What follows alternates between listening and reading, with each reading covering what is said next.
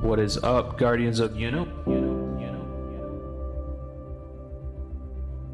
Guardians of Newp. Hey, what's up, Guardians of Newp? We are live.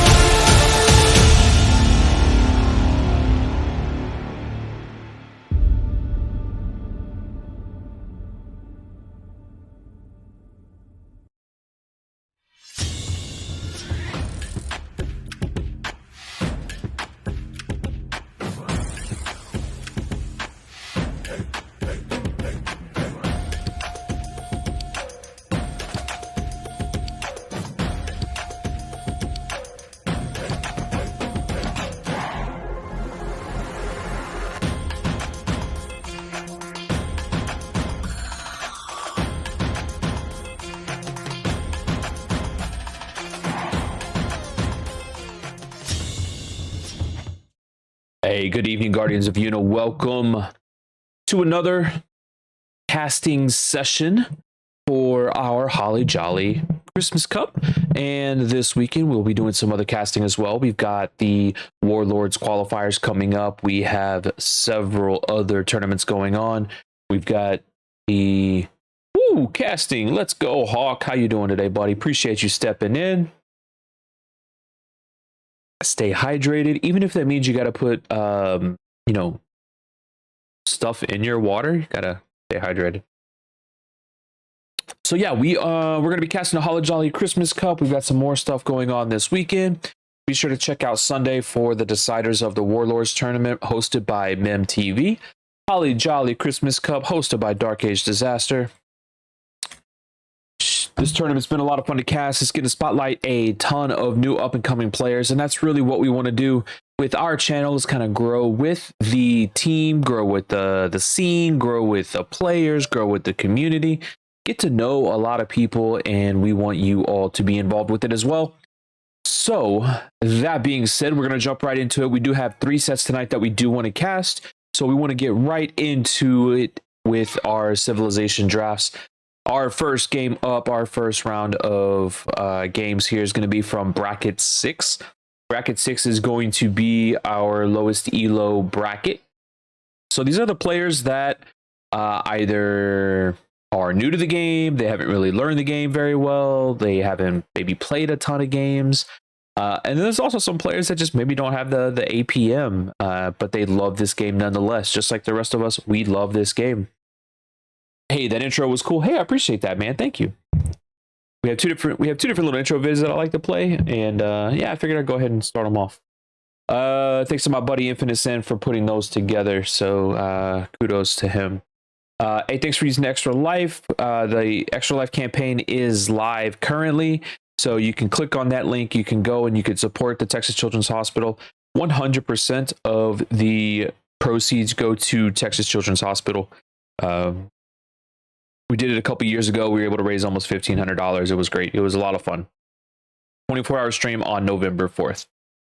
All right, we've got Pride, who is right at 1K ELO, versus RS Newp. We have the 16th seed and the 17th seed coming into this tournament here for bracket 6. This is the first round. Newp is a 10-15 ELO. So we're going to jump right into the Civ draft. We're going to jump right into the map draft. We'll talk about the maps. We'll talk about how it works. It says invalid for you. Let me double check. Let me fix the link. Maybe, let's see here. I apologize. Let me correct that real quick. Get page link. Copy to clipboard. Super important we do this.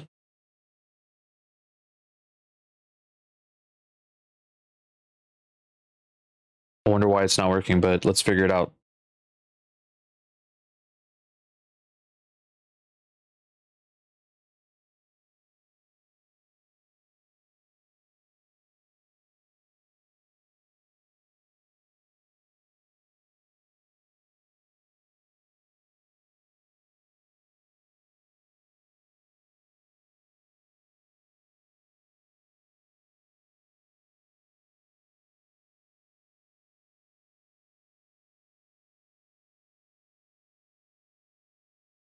All right, try that. See what it says.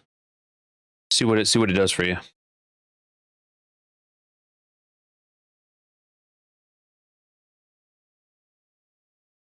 And that worked perfect, man. Yeah, we are up to $110. We certainly appreciate all you guys that have. Oh, I gotta fix that. That's not good.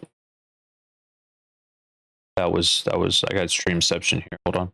Yeah, I appreciate everybody that has donated. We are at $110 and we haven't even hit our November 4th 24-hour stream yet. So certainly appreciate that. And make sure you guys go and subscribe and follow at Pride Gaming 96. The link there is in chat. He is on the Guardians of Una team. If anybody else would like to join the team, there is no requirement other than support, post a link, talk about it, be active around it. There is no financial commitment from you individually. You don't have to do a 24-hour stream, but the more eyes we can get on this awesome event, the more we're going to be able to bring in for these kids. So I certainly appreciate it. All right, let's jump into the Civ draft, guys. Okay, it did it again because I need to hit that. There we go. Perfect. All right, map draft. Map draft number 1. This is going to be best of 3. So first one to win 2 games wins the set. They will move on to the winner's bracket. Loser will move on to the loser bracket. Neither one of these are eliminations or deciders. So here we go. We have Pride as the captain. We have Newp as the guest. Each will pick their home map. We'll go through 8 bands. And then the final map will be the first map that we start with. So let's get this thing started. Once we got the maps up, we will be able to talk about the Civ draft and what we have going on for that. So waiting on Pride for his first pick. These are recs that we are doing, but we wanted to include the drafts as well. Pride chooses Ghost Lake. Fun map.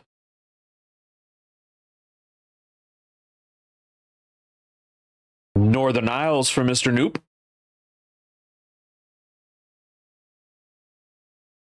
Couple hybrid maps. In a tournament like this, you don't expect to see a ton of water play. A lot of players don't want to be anywhere near the water.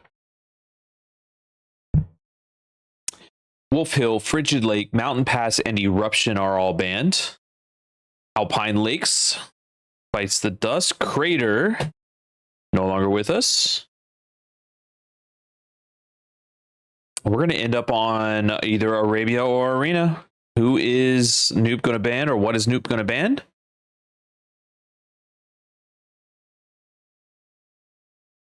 What does he want to play? Arabia. All right, we're going to start with Arabia. Let's go. Let's jump into the Civ draft and let's see how these guys are going to play it out. Each player will get 2 picks, so it'll go kind of a snake draft, right? Player 1, player 2, player 2, player 1. There will be 6 random picks followed by a snipe for each player. A snipe is a Civ that each player is not going to be able to use in this particular tournament. So first pick goes to Pride. Picks 2 and 3 will go to Newp.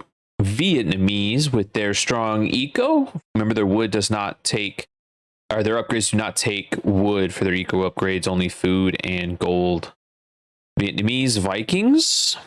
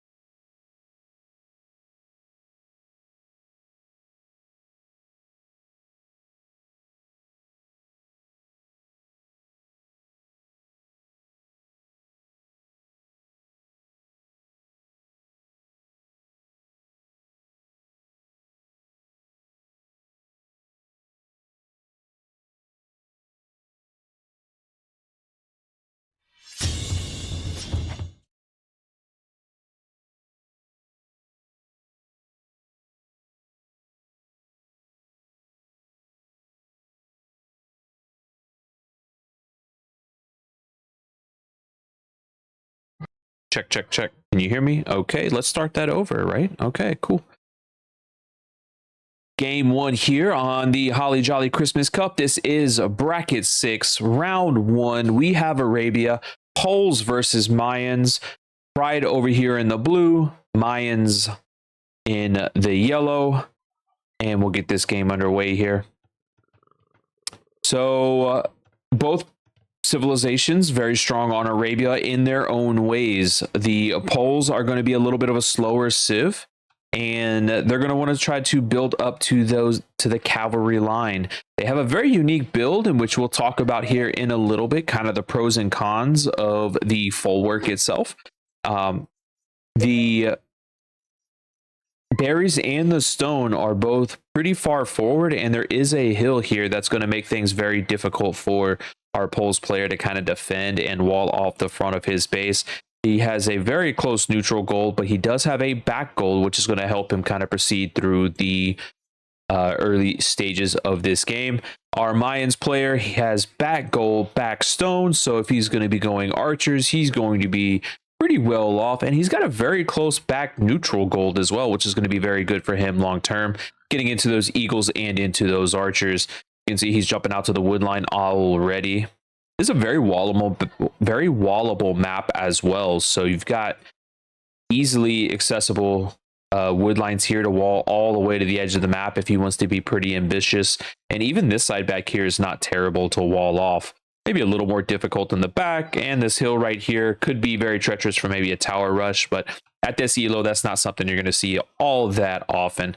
Again, this is about that 1k elo mark, so we do have very good players here who are familiar with build orders, but you're going to see some fundamentals of the game that we're going to discuss throughout this tournament, throughout this set, that we'll critique, and hopefully these guys watch these videos, kind of see what they're doing right and wrong, and they will hopefully improve from this. And if anything else, I hope they just have a ton of fun in this tournament. All right. So far, so good. 2-second idle TC time for our Poles player, so very nicely done, Mr. Pride. 10 seconds for our Mayans player, which is not terrible, but that is about a half villager behind. As you can see, our Poles player does get that villager a little quicker. Oh, we got a little laming action going on. We have 2 turkeys that are on the loose, and unfortunately, Mr. Hey, let's not give away spoilers here, guy, because your set is next, my friend. So if you don't mind not spoiling things, that would be great. Appreciate it. We have a little bit of laming. We got 2 turkeys that are running away from our Mayans player. Where are they going? I don't know. Hey, hey, no problem, man. You didn't know. It's all good. So, in this particular tournament, it's quite interesting, right? Like, when you play on the ranked ladder, you don't see a lot of laming taking place. Kind of a code of ethics, if you will, that laming isn't really done on the ranked ladder. But when it comes to tournament time, you take every advantage that you can possibly get. So, very nicely done from Pride. You look at his kind of his scouting. He went straight for where he thought his opponent was going to be. So very nicely done. So when we talk about the build order for the poles, right? The build order for the poles is a little unique in the sense that the full work drives their eco. Go away. The full work is what's going to drive their eco. This building right here costs 125 wood, but anything built inside of this full work, as soon as that farm is completed, will receive 10% of its total value. So once you start with your first farm, you'll get that 15 food initially, and every time that farm is reseeded, you get that wood, that farm boost, right? That food boost to your eco.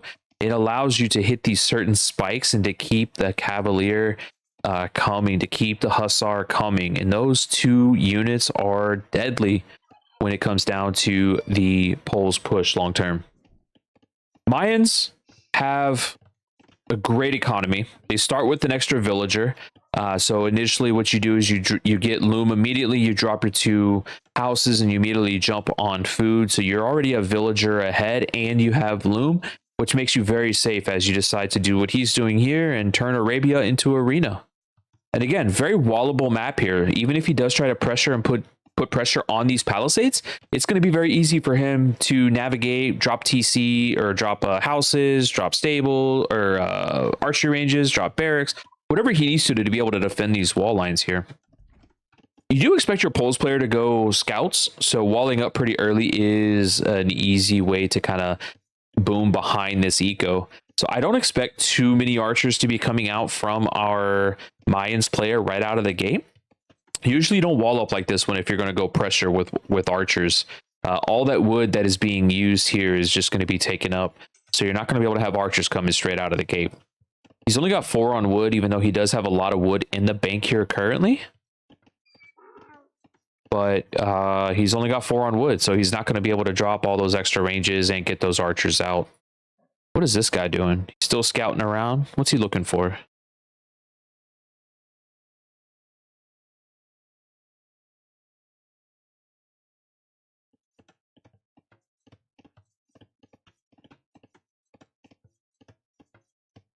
So Pride goes with the early small walls, and that's a safe approach. That is a very safe approach. Now he drops a barracks on the gold. That's interesting.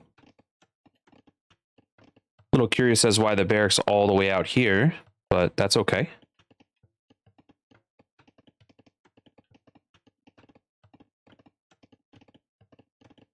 Okay. And close that. That'll save me some resources on my streaming. Okay. I was editing videos earlier and I had Adobe up. I wanted to make sure I closed it, give me a few of my resources back here. So when we talk about dropping the full work, the normal build order for the poles is you want to drop the houses right here, right where this farm is. That's where you want to drop the houses. The reason why you drop them there, you have so much more room for activities. You drop the full work here, and now you can do farms across this entire place. You wall around it, gives you more space, you get more farms. Most of the time with the poles, you're not going to want to farm around your TC. You're going to want to farm around your full works, just like he did here. Now, the problem with this, first off, he has front berries. There's nothing he can really do about where he's going to drop his initial full work, right? You can't really drop it on this side because it makes it a easy target for anything on top of this hill. Archers on top of this hill is just going to absolutely shred. We do have one archer being created. We do have 2 scouts being created. So there's a little bit of feudal military, but not a ton of production as we speak. He did go 2 archery ranges. He does have 1 barrack. So a couple spearmen are going to be able to take care of the scouts. We've got 2 archers being created currently. He does have only 2 on gold. So again, he's not going to be able to sustain a ton of production. All of these villagers underneath the TC are going to be going to farms most likely. All of these villagers just finished up the berries. Those guys are going to be transferred over to wood and farms as well. So we'll see how he progresses with his build order there. Massey scouts here in the middle out of double stable production. Now, late game, Hussar, incredibly strong. Light Cav, incredibly strong. And with this farming eco back up behind it, you're able to just spam horses all day long. All day. Let's see what he decides to do. All right, he decides to drop another lumber camp. Probably a smart idea, right? It is pretty safe here at the front. I mean, you got a ton of production abilities right in front if you need to be able to defend that wood line. So not a terrible situation there. But if he is going to want to produce a lot of archers, he's going to need a lot more on gold. If he's going to want to be able to produce a lot of eagles, he's going to need a lot more on gold. He starts to bring the archers forward, but he does run straight into the scouts. But the scouts were actually not on patrol, so they didn't stop and handle business. So all of these scouts here should take care of these gold units. And I know scouts in early game are incredibly strong. Everybody knows they are. But anytime you can take out a gold unit, you need to do so before they can begin to mass. I would even come over here and start taking some of this stuff out too. You know that it's here. You know that he's going to be coming forward, so I would definitely start taking a part of that. Little sneaky villager here. Look at this guy. Little sneaky Sam. All right, so he towers the stone. That's going to help protect against the archers, anything kind of coming in. And you're not going to go to gold initially with the poles. They do get a trickle of gold from their stone gathering. I guess kind of the idea, when you get up to castle age, you drop that castle, you immediately check into Shlashka privileges, and you immediately start spamming knights out that are going to be super cheap. Scouts broke in the back of the base. Looks like they're going to be trying to go towards that gold. He did move a lot more villagers over to gold. So let's see if these scouts can get any damage in on these villagers here. A couple more houses going up. Archers hanging out here in the middle. And the scouts are starting to patrol in. We'll see what they can do here. They are going to have to deal with the spearmen. That spearman should be taken care of quite easily. These scouts do have +1 armor. And oh my god, the no quick walls, no reaction. All right, looks like he's moving everything back into the TC. See how many villagers go down here. We've got 2 eco KD so far. A couple scouts going to go down to the spears if he's not careful. There's 2 scouts down. There's 3 scouts down. All right, 3 scouts down for 3 villagers. I think at a particular level, you would certainly take that for sure. And a 4th villager goes down. Now, the problem with fighting with villagers is you have to micro them, right? You can't just patrol. You can't just attack stance. You have to actually micro them in. Another scout goes down. This scout's probably going to go down to this spearman here. There it goes. Both scouts down. And that entire scout army is down and out. So let's talk about the difference between high elo and low elo. That right there is a difference between high elo and low elo. He had 7 scouts going into the base here, and we only had a couple of spears. The difference between high elo and low elo, you want to save those scouts. Those scouts need to survive. You do not want them taken out by villagers. You only got 4 villager kills. You lost 7 scouts. It's not enough damage to set your Mayans player behind. Yes, he is behind, but not enough to put a serious hit on their economy. This is going to be something we're going to want to keep an eye on, right? This is going to be something that we're going to want to see how it unfolds kind of going forward. You're going to be able to have eagle and archer production coming from the side, and we don't know if this is going to be noticed by our Poles player. Our Poles player is going to beat our Mayans player up to Castle Age. We don't have the food eco for our Mayans player. He is going archers, but he has a ton of wood banked right now. That wood should be turned into food. 3 or 4 of these wood villagers should be on farms right now. He doesn't have double bid axe. He doesn't have horse collar, so he doesn't have the eco upgrades that he needs. And these scouts have armor. These scouts have bloodlines. And these scouts have foraging. So these are upgraded scouts. So not only is he going to win the race to Castle Age, but his scouts, his cavalry is going to be upgraded. It's going to take a while for all of these archers to take out these scouts.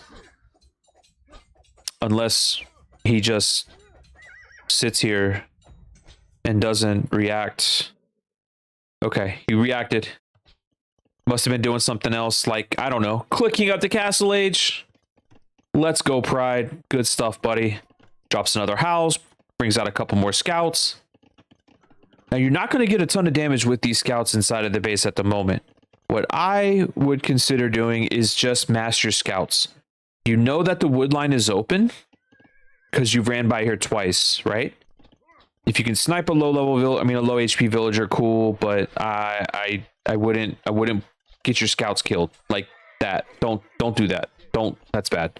Take these scouts, you pull them off to the side over here, you mass them up on the side over here, and the second you check into light cav, then you go and raid. You get the second armor and you check into light cav and you raid.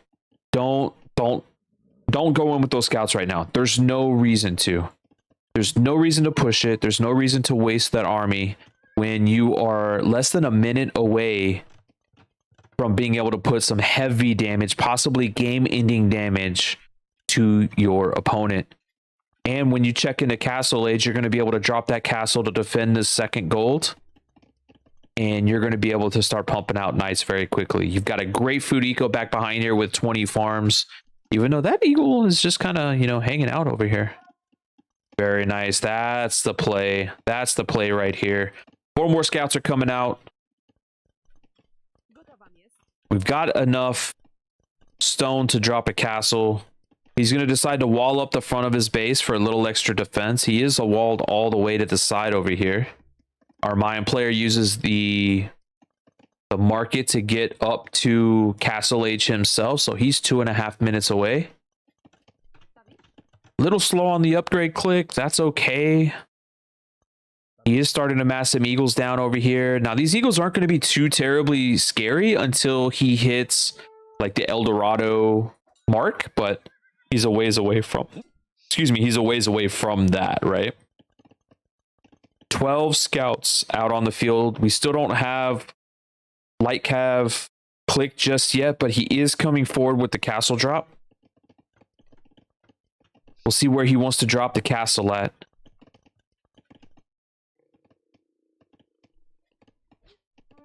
You could drop it on the hill right here, which would stop a majority of his production. He could drop it on his face if he wants to, and that's where I think he's going to go. I think he's going to come right here to the front of the base. That's it. Light cav is coming in. Husbandry is in. That's going to make his units faster. He's going to be able to run in, snipe some villagers, run back out. And there's light cav. Light cav is checked in, and it's going to be a lot harder to take these cavalry down. All of these archers are going to go down. Very nice raid here. We have raids coming in on the side. As soon as that wood got chopped, he's down, and the light cav is coming in. It's a bloodbath in the wood line, folks.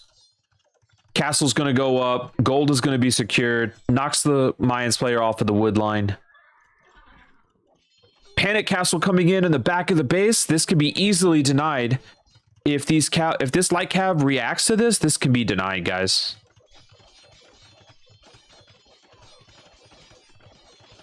And still potentially could be denied. Here comes the light cav. See if he clicks on the villagers and not the foundation. There you go. Very nice. Looks like he is trying to counter raid over here. He's not going to be doing too much damage with just the Eagle scouts there. And that castle is denied. That castle is denied at 66%. He's probably going to try to send the farm. Let's see what he decides to do here. Little Susie thinks she's going to build it on her own, but little Susie's going to serve the fate of death. GG is called, and Pride takes the first game. Very well done, Senior Pride. Nicely done there, sir. See if we can get into our second game here. That was textbook Arabia for our Pulse player. Strong eco back behind. Let's take a look at the statistics actually real quick, right? So 48 villagers to 43 villagers from our Mayans player. Economy, all in favor of our Pulse player. Now, our Mayans player did take a lot of extra gold, but our Pulse player wasn't using gold units, so he really didn't need it. He just focused on light cav, he focused on scouts, and he focused on making some damage. Once he checked into Castle Age, he was able to bring that castle forward to kind of secure the game. So again, very nicely done there.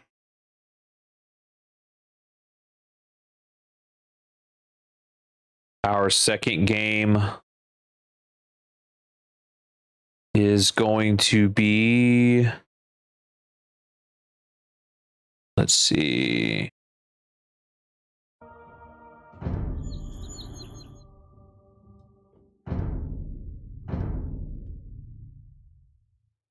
Game 2. Game 2 is going to be Northern Isles. Hello, young lady. How are you? What are you doing?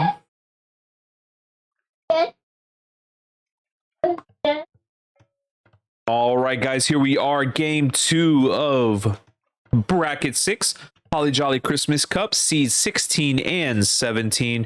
We have our blue player Pride with the Celts.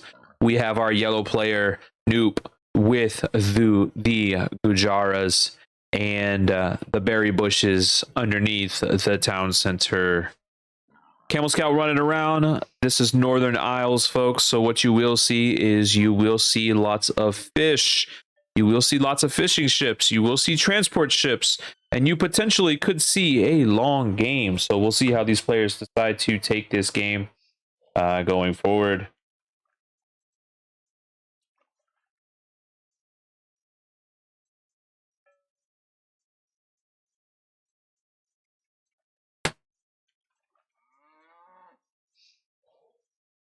All right, folks. For some reason, let me check something here, guys. No, not that. I need...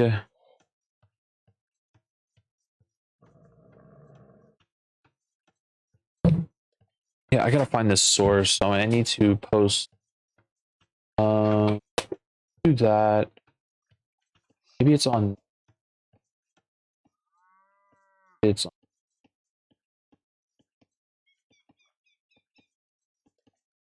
This? Yes. Copy that. Go back to...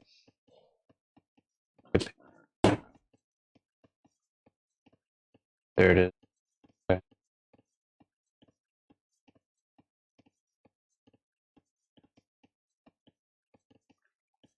Where do we want this banner at? I don't know if we want it over the store, right? How about we put it right here?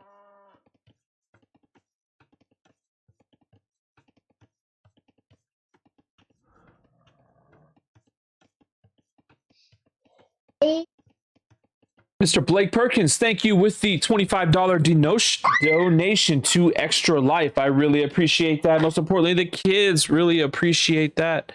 Thank you. Sorry about the lack of casting. We had to make sure our kids were represented.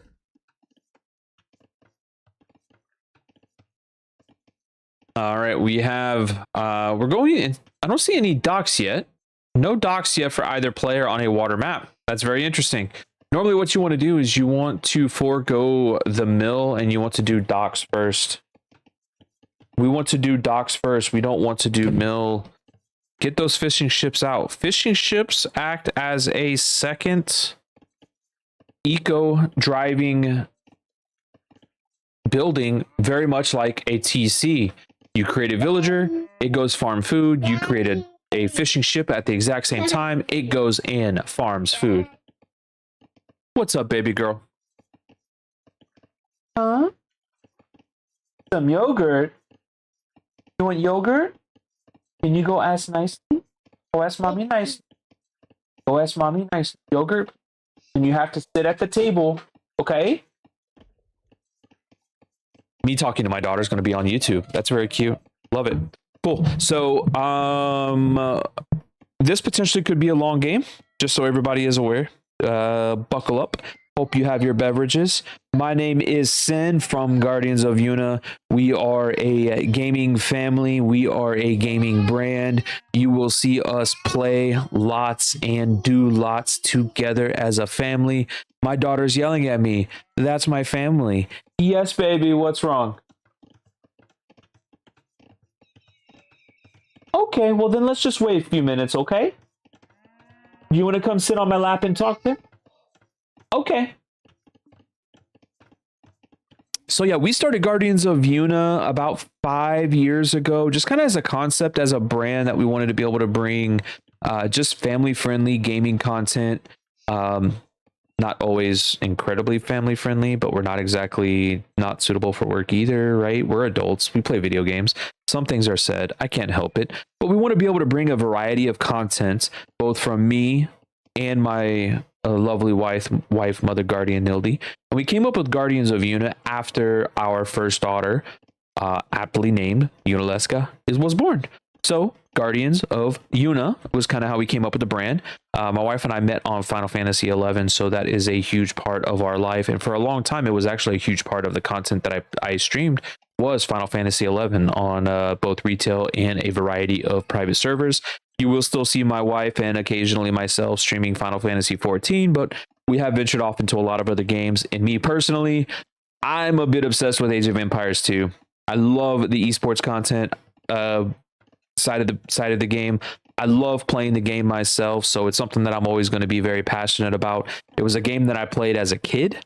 So yeah, I definitely fell back in love with this game here, and the esports side of the business, like this tournament here, really drove me to want to be able to produce more of this content. So here we are with casting AOE2 tournament games on the Guardians of Yuna network here. All right, we're getting a little bit further into this game. We've got 24 villagers for our Celts player. Celts do get a bonus to wood chopping. Northern Isles is pretty known for having, a scarcity as far as wood is concerned, especially with how much navy is going to be built. That is the resource that's going to be a bit more of a struggle. Each player starts with 3 tiles of gold on their main, or 3 piles of gold on their main island. So that is quite a bit of gold. And then you have the middle where all of the neutral stone and gold is located. Our Gujar's player has made it up to Feudal Age first. He does have a dock, and he is taking advantage of that extra eco that you get from the fishing ships. So kudos to the Gujar's player, Newp, for jumping on to Northern Isles and utilizing his civilization bonuses very, very well. Now, he's got his 6 cows garrison. He will get a trickle of food from his cows inside of that mill there, and should he get pressure from the Celts player, he can actually garrison his fishing ships.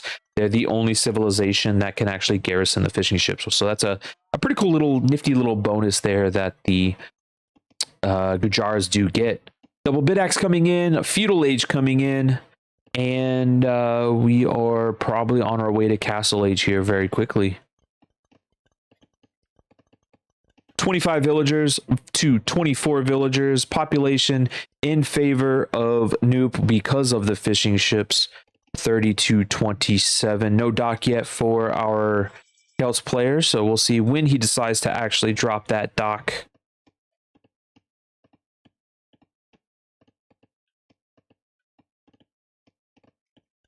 If I do get a little quiet, YouTube, I do apologize. I am drinking some water to make sure I stay hydrated, but also we are on an ad break on Twitch, so I do want to give those guys a chance to get back, especially while we are still in a little bit of a lull here for our Northern Isles games. Northern Isles, like Arena, does have a bit of a slower build up to it, but once the action starts, it starts and it doesn't stop, and it will either drag on or end quickly. galleys being produced. So we do have a galley. We have a singular galley at the front of our blue player's base. We do have outposts around the map, so that is very smart to get that vision from our Gujaras player Newp. He can see almost his entire island, which is critical because it looks like Pride's going to try to dock on the side, and in fact he does. 3 villagers and a scout. That scout is going to be in danger. Looks like he's going to try to pressure a little forward. Still no buildings up for Pride just yet. He's selling the farm to drop a castle, but he's been spotted. He's been spotted. Is he going to fight back? He's not fighting back. He needs to fight back. The problem is that Camel Scout's a little beefy. Camel Scout's a little tanky, but the Camel Scout's also going to go down. That Camel Scout's going down. All right, so where's that castle going to go? He's only got 3 villagers. 3 villagers and a dream. He's going to drop it right here. Is that where it's going? Nope, he pulls back. Oh, he's going to tower here? Question mark? Okay. Okay. Interesting. Castle Age coming in for both players. Okay. Let's talk about this a little bit. So he sold stone, bought food, sold stone, bought food, sold stone, sold stone. But didn't he buy stone earlier?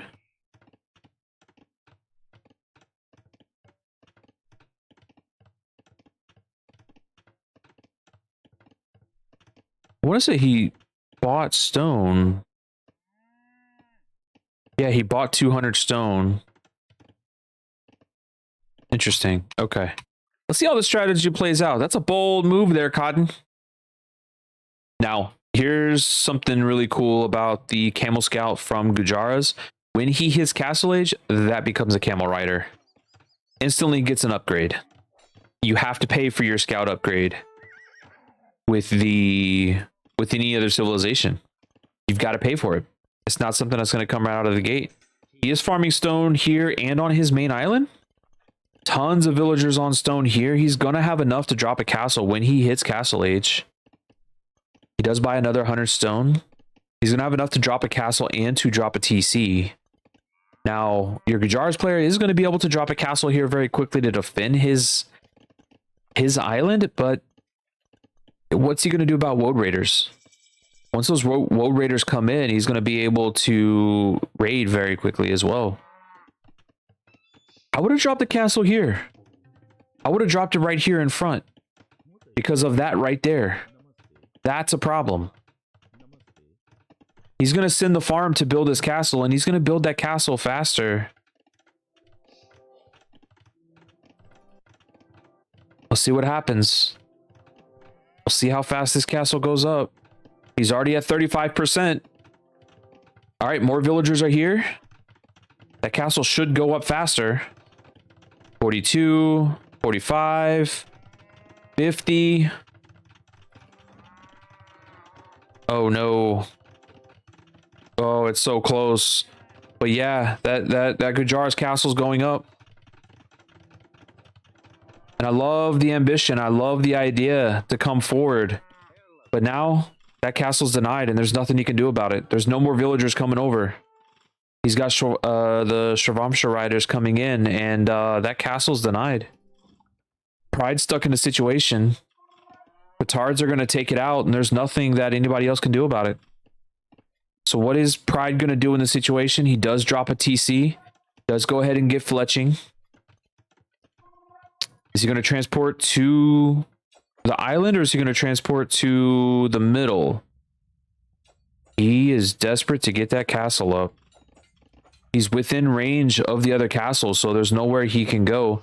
These petards are going to take out this castle before he's going to be able to come over there and drop it. He needs to delete it. Get his stone back. Live to fight another day. these riders here are they're gonna put in work. There's nothing he's gonna be able to do about that either. We're in a bad situation here for Pride. Now, he doesn't have any galleys or anything on this backside, so there's nothing he's going to be able to do there. But he's spotted. Like, he's seen. That castle needs to be deleted. And he deletes it very nicely. Okay. So at least he got his stone back. Not a ton, but these villagers need to go somewhere else. Quite frankly, if you're going to go somewhere, go to the middle. Lay claim to that. Work on your eco. Get your farm count up. Get your fishing ships up. You have to win water in this map. If you don't win water, you're not going to win the game. Go to the middle. Drop a TC. Get to stone. Drop a castle right here on the front.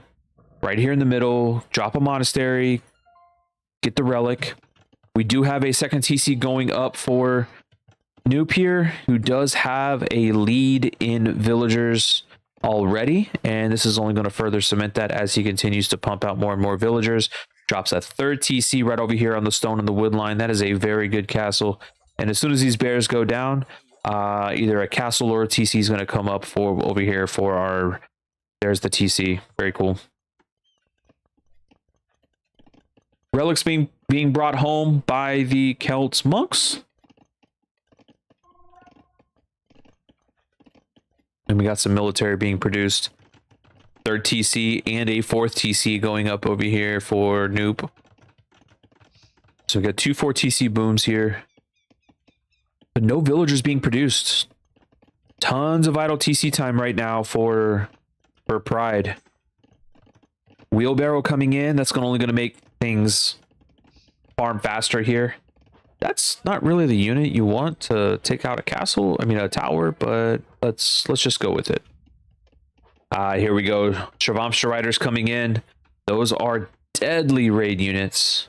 They're going to come over here to the middle. But all he's got to do is just garrison here and he'll be fine. Once he garrisons in this TC, he'll be able to take out the Shravamsha riders.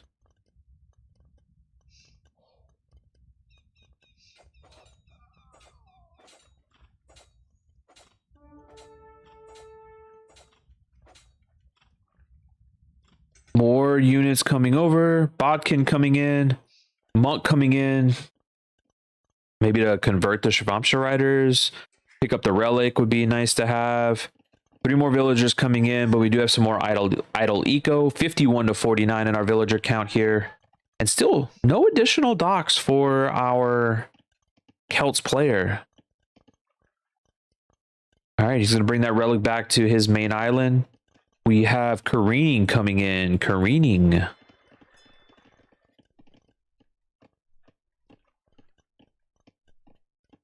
All right, Shravamsha riders. Villagers coming over. Careening is going to allow for more people to be able to dock in here. And I assume he's about to get castle dropped. That's what I assume is about to happen here. And I don't know if Pride sees this or not. But we're about to have Shravamsha riders. And we're about to have a bunch of villagers. Castle the middle here. There it is.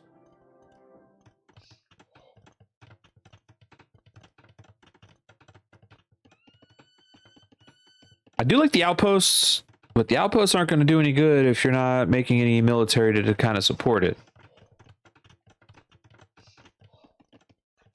Still on 3 TCs on his main island. This one TC is about to be a useless TC. Now he could drop a castle back here and try and win the race to Imp. And you've got 1,700 wood banked up. We need to be turning all of these wood villagers. This needs to be transitioned into farms. If you're not going to go on water, you've got to go on farms. You're going to wall it off. You're not going to be able to wall it off. When he gets into TC, you can actually take out the Shravamsha riders. But he's going to need to be able to get that castle up if he wants to stay on this middle island here. But I think it's just a little too late over here for them. Woad Raider is going to be coming in for the Celts. He's starting to make some pikes, and the Woad Raiders will definitely be able to raid. But he's going to need these pikes to take care of the Shravamsha riders first. Siege Workshop coming in. Try to ram this bad boy down. That villager's going down. Oh, he couldn't get in. Stone blocked him. All right, very nice job bringing the pikes over. Pikes will be able to deal with the Shavamsha riders pretty quickly as long as they don't run under the castle fire. Don't run under the castle fire. Villagers. Okay. All right. Looks like we're going to have two castles here in the middle, guys. 3,100 wood and no docks. 3,100 wood and still no docks here for our player. Ooh, Chakram throwers, not good. Siege ram. Or siege elephant, rather. Gotta get this castle up.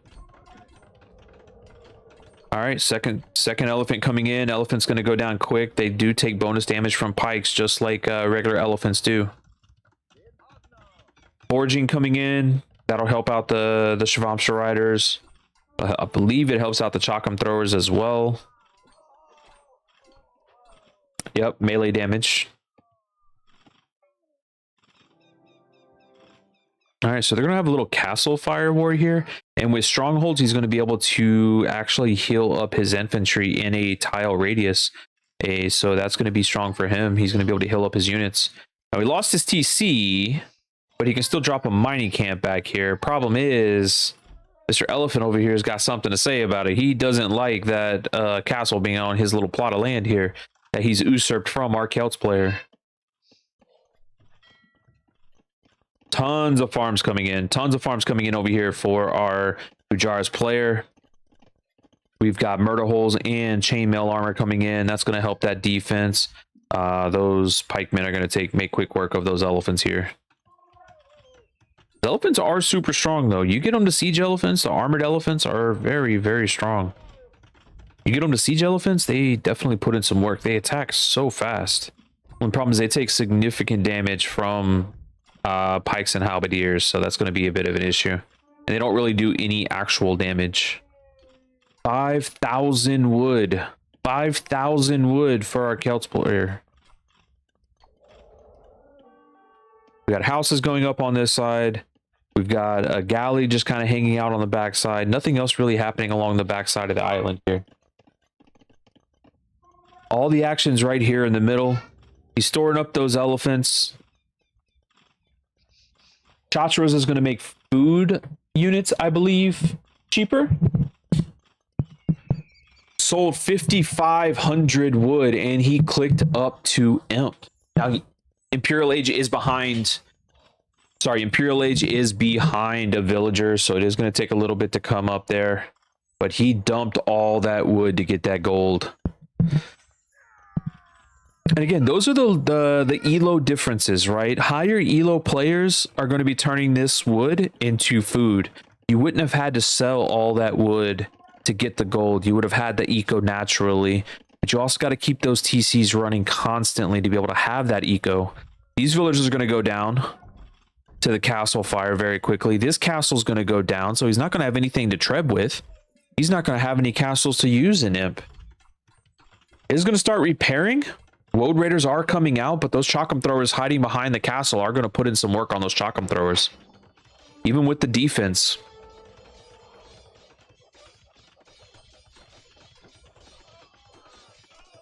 All right, Doc's finally coming down here for our Celts player. We are going to have a little more a bit of a water battle here. He is able to repair the castle, but he still has a minute and a half that he's going to have to worry about here. These Chakram throwers are going to continue to put in work. We have more Shavamsha riders coming in. More villagers going down to castle fire. Tons of action on this middle aisle here.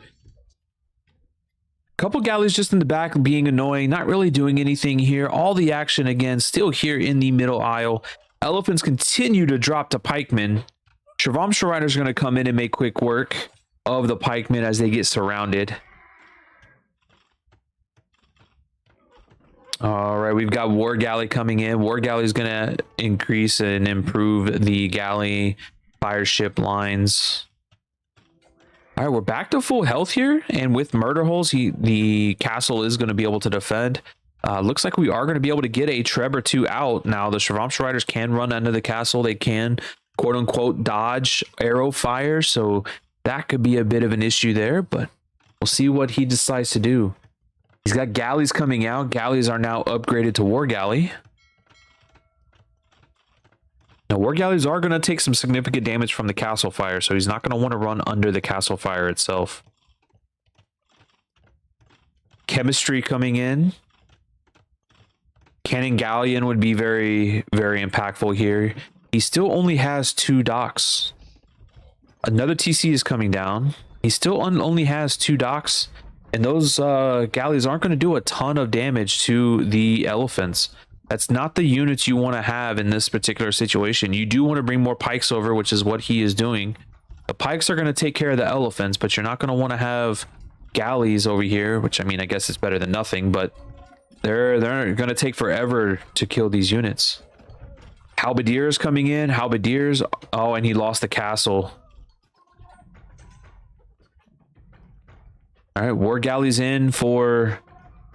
War galley is in for our Gujarat's player. Now, these galleys are going to put in work to the units. But again, these units are going to dodge those initial arrow fire attacks. With chemistry coming in, it's definitely going to make it more impactful. I mean, but we still don't have all of the upgrades that we're going to need for that. And the Celts Navy isn't necessarily elite. All right, more galleys coming in. Got the galleon upgrade. We've got guilds, so every time he sells something, he's going to get a better return rate on the product he's selling. So he's going to get more gold every time he decides to sell something. Chakram throwers going down. Got 30 seconds till galleon comes in.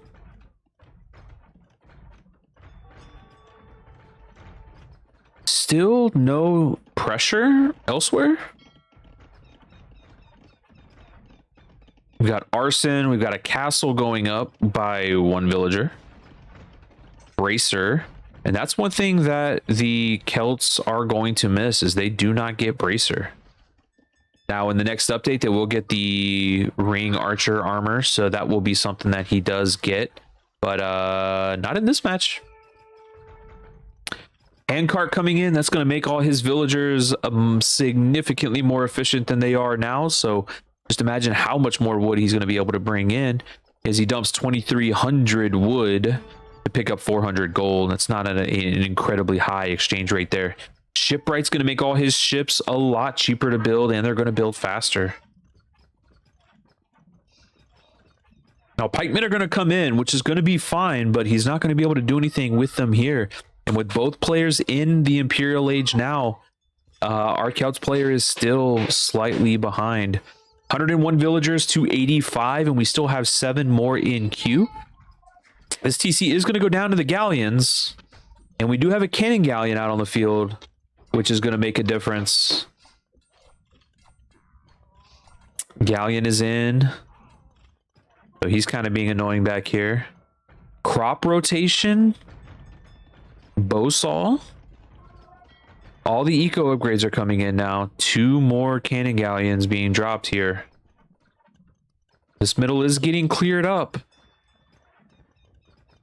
We do have 14 galleons getting ready to roll on over here.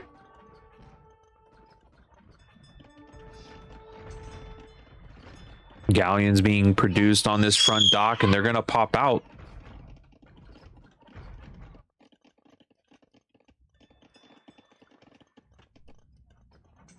So my daughter has learned this new phrase called "go away," and that's what you're hearing him yell, or hearing her yell over there right now.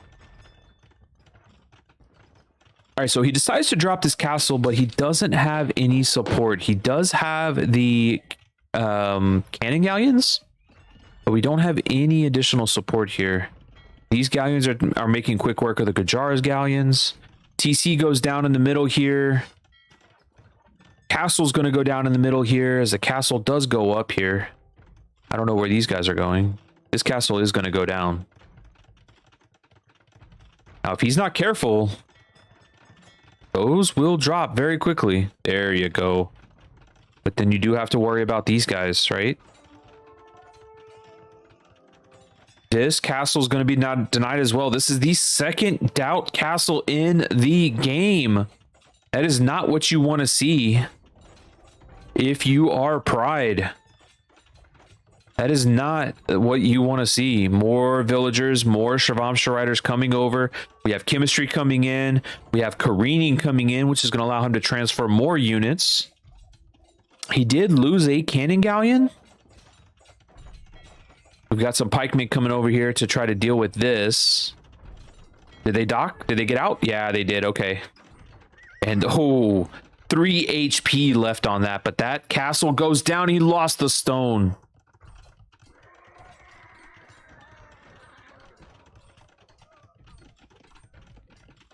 Got galleons coming over here. Tons of galleons coming over here for the Gujaras player. These things are going to be able to shred through these cannon galleons very quickly.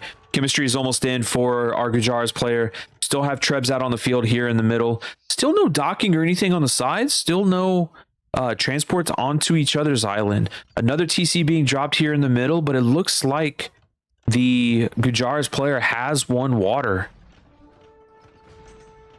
Celts player was not able to keep up with the production with only 2 docks.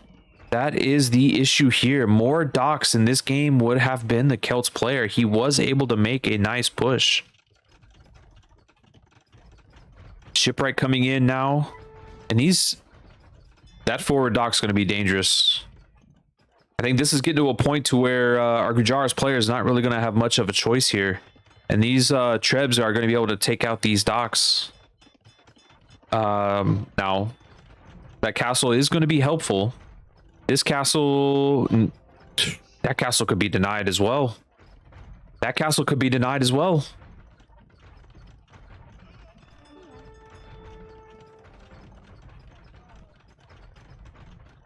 All of these villagers being shot down by these galleons, which is crazy to me, is how it takes so many shots from a galleon compared to, say, an archer, but, you know, AoE 2 logic.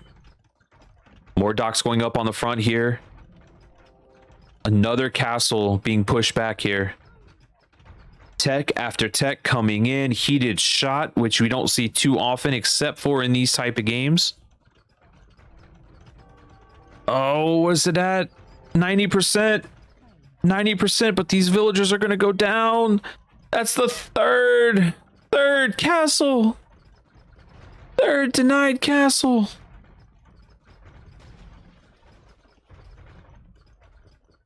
What are we going to do now?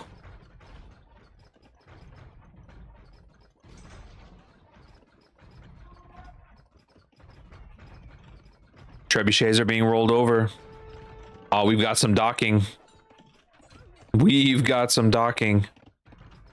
Shravamsha riders are out. Elite Shravamsha riders are out. Not just Shravamsha riders. Elite Shravamsha riders have made their way across. So even though he's kind of owned this middle area here, he's going to lose his island. Castle is putting in some work. Castle already has 3 kills. Make that 4 kills. Make that 5 kills.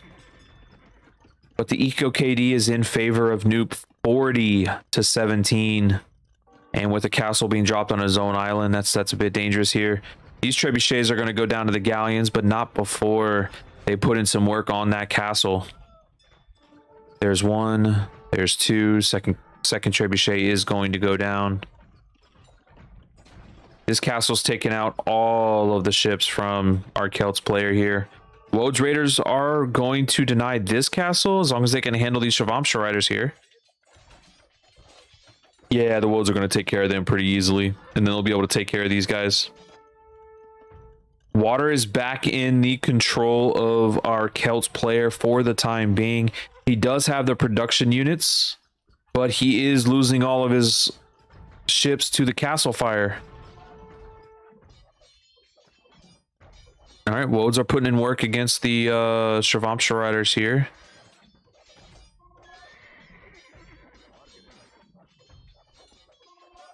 These are just regular Wode Raiders, so they're going to take some damage. And in this case, where you're able to produce more Shravamsha riders with as many resources as these guys have. All right, he's going back to the middle isle again. These Chakram throwers have something to say about it, but these galleons aren't too fond of the Chakram throwers. They think their missiles are better than discs. That's to be determined. Elite elite Woad Raider coming in to deal with the Shravamsha Riders over here. And this one little galleon here, it's like the engine that could. He's going to try to take out this Siege Workshop all by, I mean, this stable all by himself.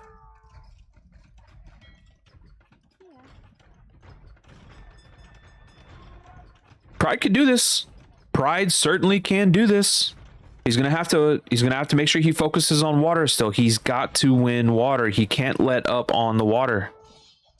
He's got to make sure he handles business here, or else he is going to lose the forward push all over again. And it's not like he doesn't have the resources. He's got to maintain production. This middle castle has 52 kills. That thing has been a beast. But more production coming in for the Gujaras players. More ships going down to this castle out here on the side. A couple of trebuchets would go a really long way out here on the main isle as he continues to produce cannon galleons, but he's only got 3 galleons out on the field, but he's got 15 trade cogs in queue. That's got to be a misclick, right? That's got to be a misclick. He's got 5 trade cogs. Is he going to trade? No, don't do it. That's not where you want to send your resources. They're not going to do it. Merchants are not fighters. Merchants are lovers, not fighters. Oh, man. And this trebuchet can be, if he gets targeted, that thing's going to go down pretty quick as well.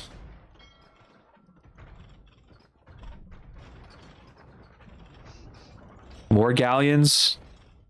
12 galleons. 13 galleons to 11 right now. He is massing them up. He is sending Woad Raiders across this island to try and snipe the trebuchets from our Gujaras player. Let's see if he can make it happen. This castle, oh, that castle, middle castle finally goes down. This trebuchet is going to go down, but is it going to go down before the castle does? We'll see. He didn't push on it. There's too many ships here. There's too many ships to take out the Woad Raiders. As the Woad Raiders go to attack the ships as opposed to the trebuchet, it's going to knock this castle down. Is it going to? There, the Woad Raiders go after the trebuchet. We got cannon galleons here being posted up in the docks. Cannon galleon out here taking out some houses. The middle isle is reclaimed by Pride. Pride takes the middle isle. More docks coming up here for our Gujaras player. More production is going to be coming. Are more docks going to be here for Pride? He's loading up all of the transport ships with Woad Raiders. He's got 44 Woad Raiders with 10 more in queue. He's going to have 60 Woad Raiders almost. Is he going to be able to bring them across? Cannon galleon is going to take out this castle, which isn't really what you want to see happen if you're creating Woad Raiders. Now, you could transfer into halberdiers, which would be nice. I mean, you got a trash unit, but you don't have any food eco. You've got 29 farmers, and your opponent's got 8,000 food in the bank. He can make Shravamsha Riders for days, even though they get shredded. More cannon galleons are coming over here. Wood is becoming a bit more scarce on the isle here for... He's going to have to transfer over here to the right-hand side. There is no more wood on the left side of this map. 21 Shravamsha Riders. The transport ships are being loaded up, but they're going to have to win water if you're going to want to bring them over. This castle is going to be defending a lot where you have a lot of ships on the left-hand side. This castle is going to prevent those transport ships from getting over on the right-hand side.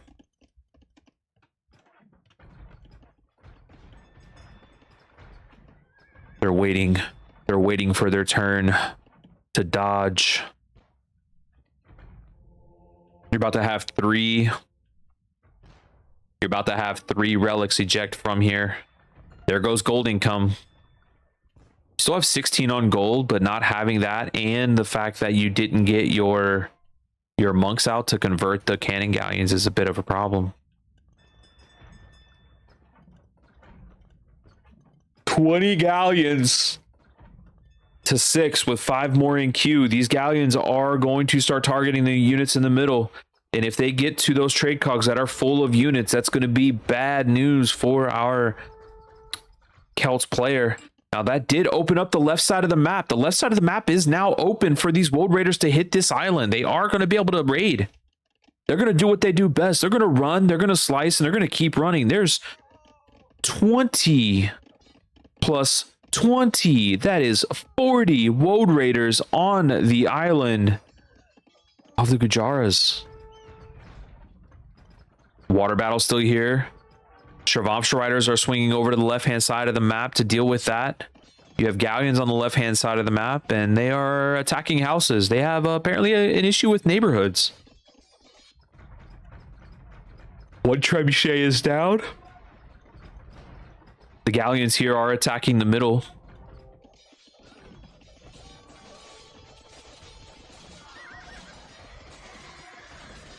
They'd have to kill all of these houses in order for our player here to be pop capped, so that's a lot. But they're putting in work. They're taking those houses out quick, and they are fully upgraded.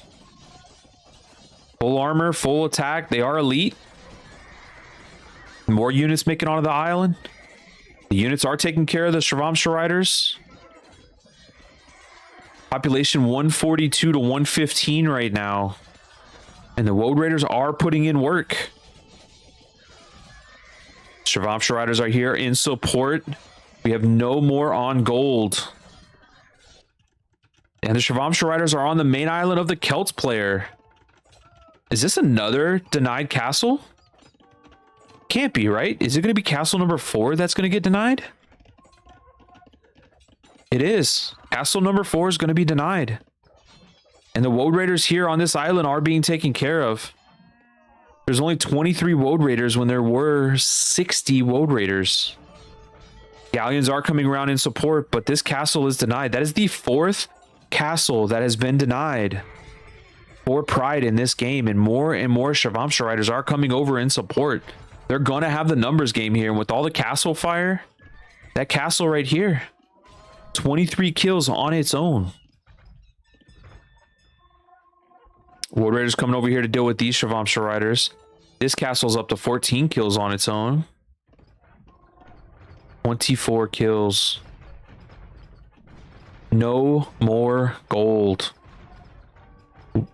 We have one young lady on stone. We have 43 villagers to 58 villagers. Eco is at a premium here for both of these players, and neither... And Pride, rather, is not making any more villagers. 16 in queue for our Gujaras player. So he is going to be able to get his eco back up and running. He is replenishing his houses on the backside of the map. He is down to only, let's say, 100 population, but Pride is down to 75. Shravamsha Riders are going to be coming in on the left-hand side. This castle is taking out all of the navy from Pride. Pride's going to run out of steam here. He is going to end up getting this castle up, but that's not really defending anything at this point. It is defending this wood line, but it's not defending his population. A raid on this left-hand side, and his food eco goes down.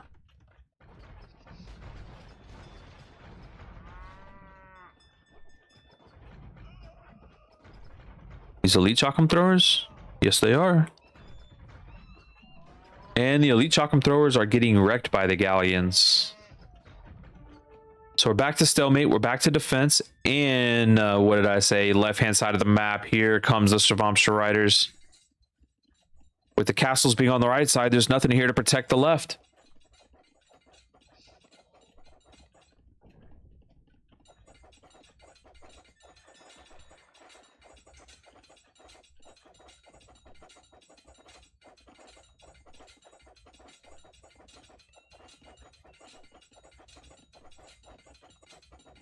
With more wood being sold for gold, there is no more gold left on the island for our Gujaras player, so he is going to rely on the market unless he can take this middle isle back. There is about 11k gold left on the map here. We do have about 2,500 stone left. Another castle going up in the middle of the map here.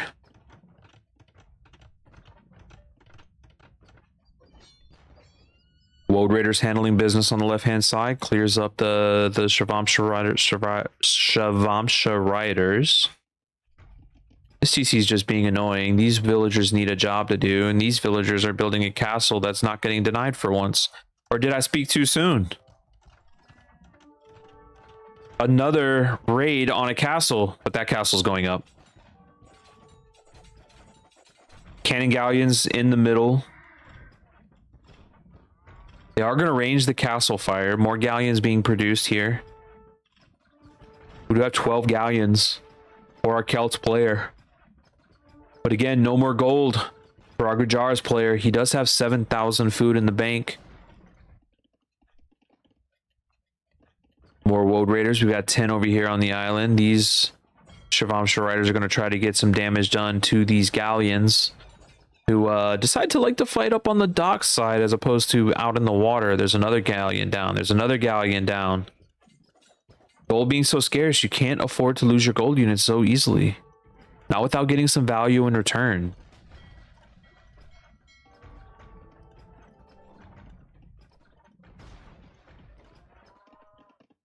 Lost this castle on the right-hand side. We still has a trebuchet.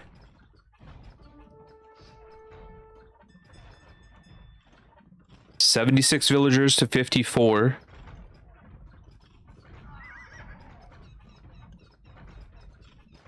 Curious to see how these guys are going to be able to pull this off. How they're going to be able to finish each other off here. Eco KD is so neck and neck. 90 to 81 in favor of Newp. KD is 388 to 365 in favor of Pride. Like I mentioned at the beginning, these games can be long. These games can go on and on. Especially for lower elo players in situations like this where you're losing a ton of your army. Especially because of heated shot. They're doing extra damage to ships. All that navy that he just built with the scarce amount of gold that he has is gone. Every bit of navy that comes out of that is going to go down. Don't see a way. I think Pride has done a really good job about coming back in this game. He's controlling water. How is he going to lock this game down? How does this game end? He needs to be able to get on the island and disturb the eco. But you have Hussar coming in. With all of that food, Hussar is a great play. But we run into the same situation. Wood becoming a little harder to come by. These wood piles are going to be able to be ranged.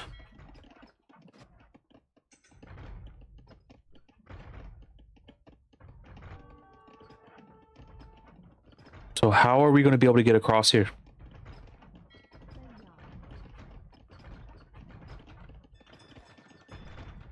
Pride's doing a great job about closing on both sides here. He's taking out this dock, even though a transport ship is being made.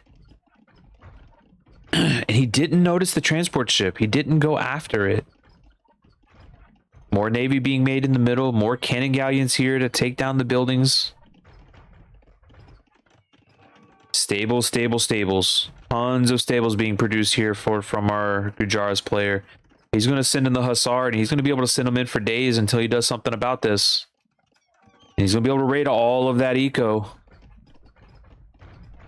Navy's not going to be able to do anything against the Hussar. They're fully upgraded. They have their 2 attack options that they have. They have their armor.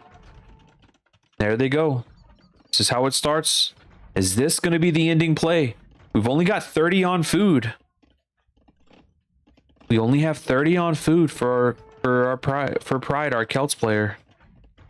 He did take the score lead a little while back. I mean, taking down these buildings is going to be huge. They're going to lose this castle here.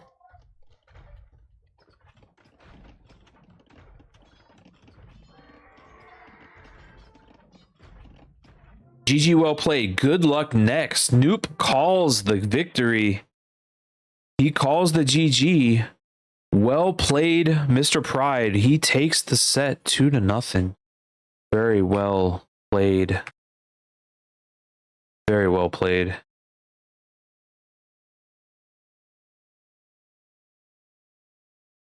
Great Great game there, guys.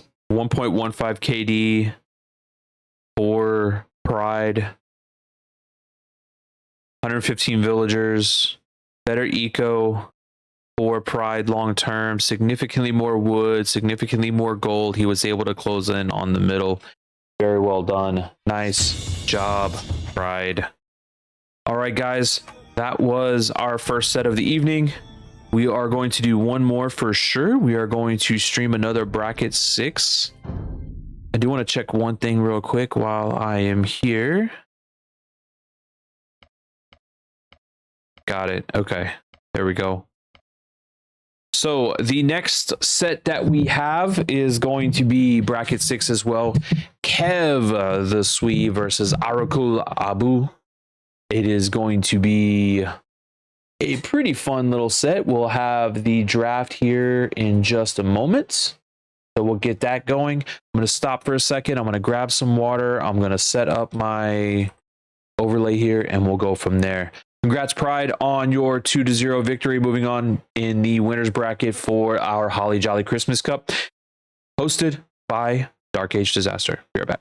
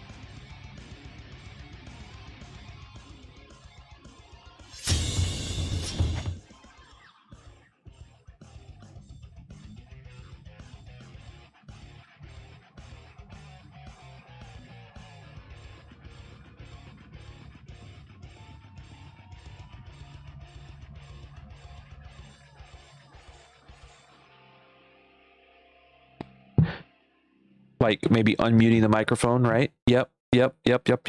So what I was saying was, hey, I really appreciate that. Thank you for the feedback, and any feedback that you guys want to give in regards to the casting, anything that you guys want to see, let me know. I do have some stuff that I'm working on the back end to make this a better cast for everybody. But also, I just need to learn. I need to learn from experience. I need to get better. And the only way I'm going to do that is by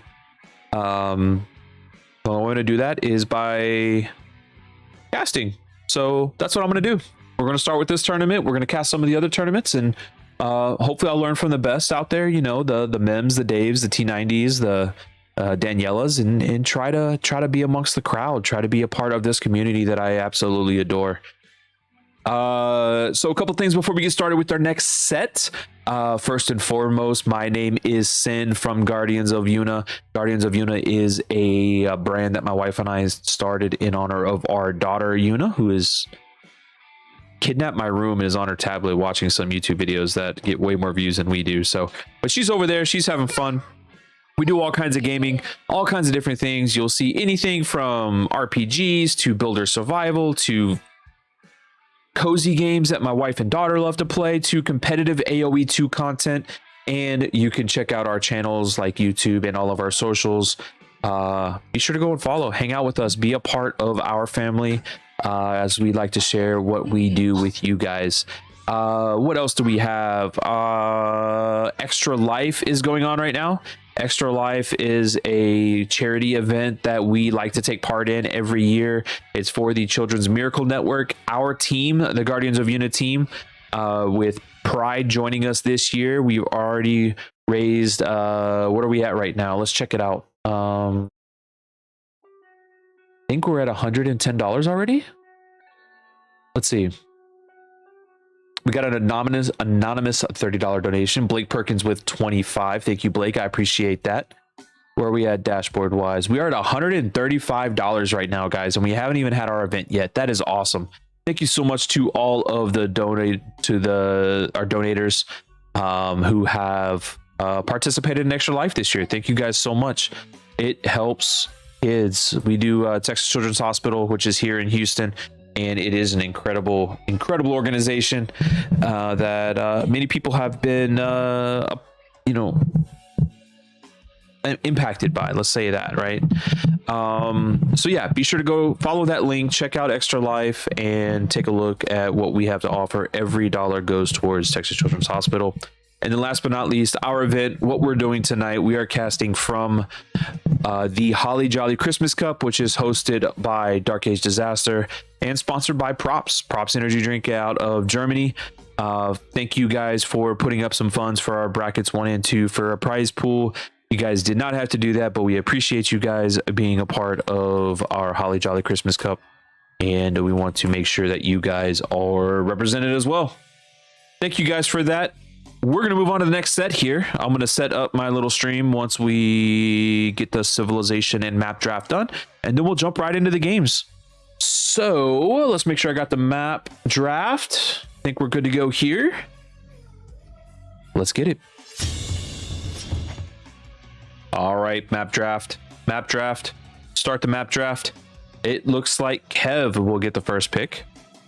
After that, it will be the home map for Oracle, and there will be 8 bands followed by the final admin pick, which will be our first map of the evening. Arena for Kev. Kev wants Arena and Oracle wants Arabia. The 2 most popular maps, and probably the maps that you're going to see most often from lower elos in this tournament, simply because they're on the ranked ladder each and every time. Let's see how my fellow bracket 6ers are doing. I'm a bracket 5er, yo. I'm a bracket 5er. I'm just kidding. I'm not that great. I'm barely above you guys. Barely. Yeah, Kev is actually a friend of mine. I've known the Swede for a while. He's a good dude. Good young cat. Loves this game. Has definitely gotten better over the last year. So I'm proud to see him participating in this tournament. He's actually putting himself out there, which is fantastic to see. He is a streamer as well. So be sure to go and follow Kev the Swee on his Twitch channel. He's a really good dude. Frigid Lake, Eruption, Ghost Lake, Greenland, Northern Isles all banned. Mountain Pass banned. So our Nomad map is out. Our water and hybrid maps are out. My voice is about to go out if I don't drink some water. I'm gonna get all of my hydration in by casting. I'm gonna be talking so much. I'm actually gonna drink the water that I'm supposed to drink. Alpine Lakes is banned.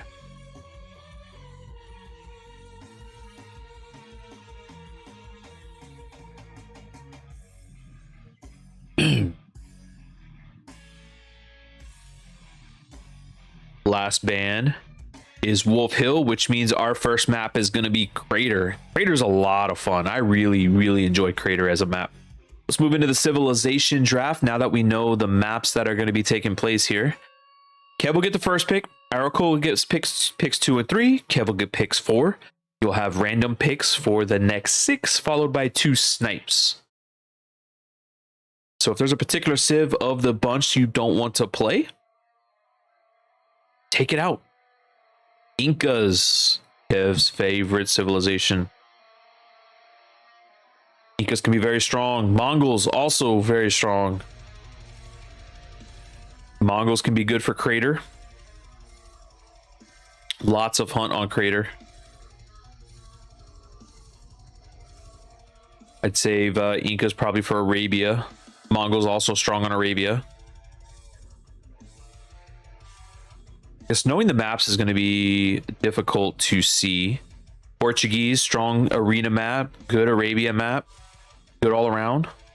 Goths, who randomed into Turks. Bengalis, another strong one. Italians, Tatars, Teutons, and Malians. So the first snipe going to Kev. I would take Mongols out in a heartbeat if I was in his situation. I feel like I can handle the rest of them, maybe Malians, but snipes Portuguese. I get it. I understand why he would do that. I get it.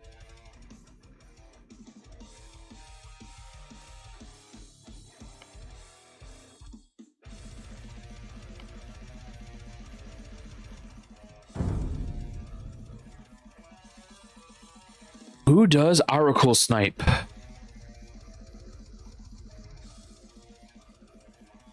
Teuton snipes the Teutons. All right, let me get the... I need to get the seeds listed here. I need the seeds listed. Here we go. Oracle is seed number 12. Kev is seed number 21. All right. I think we're good. Guys, are we good? I think we're good. Let's move this over here. And we're going to get into this first match very quickly here.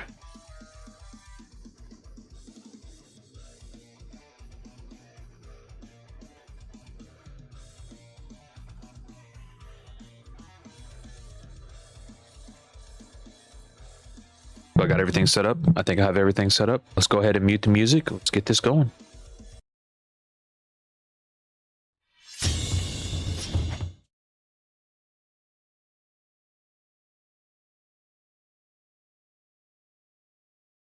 Bracket 6, round 1. We're still in the mix of things. Bracket 6 is our entry into this tournament. 800 elo to 1100 elo is the range for this tournament. We just got done watching Pride in our first set, and now we are jumping over to Kev the Swee versus Oracle Abu. First game is on Crater. We have Oracle Abu with the Mongols in the red. In the green, we have Kev the Swee with the Tatars. Two very mobile civilizations with the cavalry and cavalry archer, or unique units, so to speak. And lots of hills. Lots and lots of hills in which the Tatars could take advantage of. They get an additional 25% when they do attack from range. of higher elevation. The Mongols get extra or faster gathering from hunt. And if you haven't noticed, you get a lot of ibex near your berries. So that's going to be very fast. If the Mongols player knows this map, if Abu knows this map, he's going to be able to drop a couple or 1 mil in the back there, take that hunt. I would probably even take that just as fast as I would take the sheep there, if not faster. Maybe save the sheep for your feudal age boom. Grab those boars, get in front, get out early with some scouts, and make your opponent suffer by using your early game bonus. The problem with the Mongols, their early game, incredibly strong. Early Castle Age, incredibly strong. Mid Castle Age, early Imperial Age, they don't have any bonuses to rely on. There's nothing there economically to support them. But you let them get into post-Imperial Age, and there may not be a better civilization in post-late game than the Mongols. Tatars, incredibly strong from start to finish. Their cavalry do get additional armor. Their light cav and their cavalry archers do get extra armor with their fabric shields. Or is it, what's it called? Yeah, no, silk armor. They get silk armor. On top of that, they do, again, get bonus from being at higher elevation. And then for every TC they build, they immediately get 2 sheep. Each sheep has 100 food. That is free 200 food, or if you equate it properly, that is a free 4 villager boom for your TC. Both players going to wood immediately.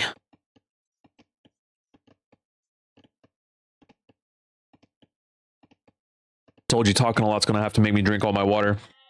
Now, here we talked a little bit earlier in Pride's game about early.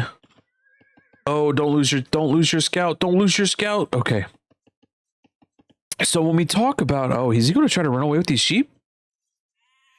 We're going to try to run away. There's one, and Little Bo Peep has been found. So when we talk about the difference between your high elo players and your low elo players, there's a couple of things that really stand out. So if you could you show idle TC timer in Dark Age? Oh, my bad. I'm sorry. Yes, absolutely. I usually have that up. I must have clicked it at some point. I do apologize. But yes, there's your idle TC timer. Good call, Nasta. So when we talk about the difference between your higher elo players, idle TC always being something that you could look at on. The other thing is worker efficiency. Your worker efficiency for Kev right now is incredibly high, but you're going to start to see that dwindle down a little bit as these trees get chopped. His worker efficiency is really high because his boar's under his TC, so he's able to take that very quickly. This is a little bit of a better approach when you are microing your wood villagers. And yes, I want you guys to listen to that. Micro your wood villagers. The first trees you want to take that one, and you want to take that one. And then you take the one surrounding it. The reason is those 4 villagers can all get in front of a tree once those 4 are chopped, and you have maximum efficiency for your woodcutters. You can even bring in different villagers there and there to make it happen.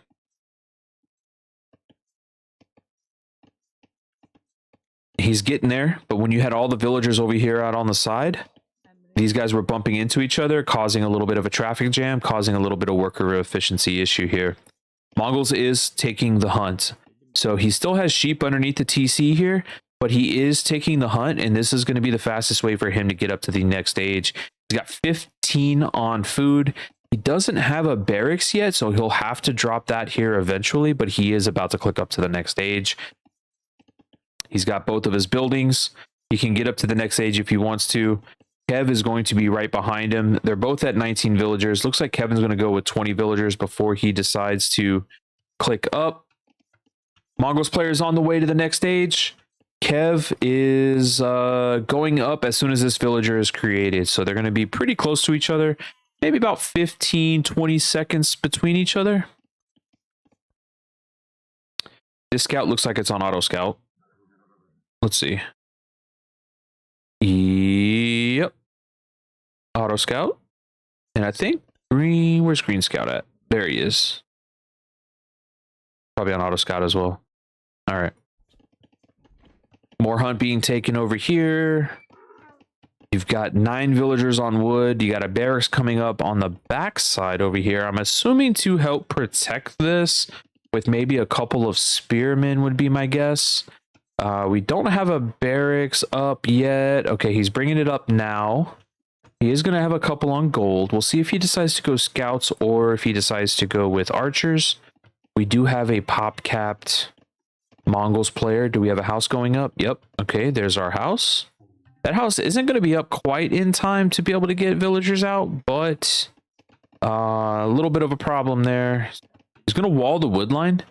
That scout's not really going to be an issue. 4 militia being made. Okay, so we're going to go militia rush.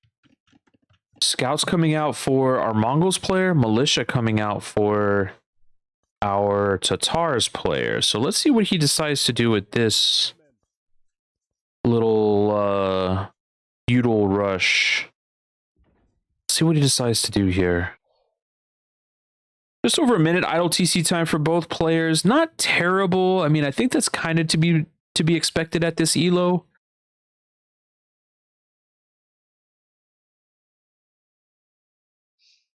Six militia?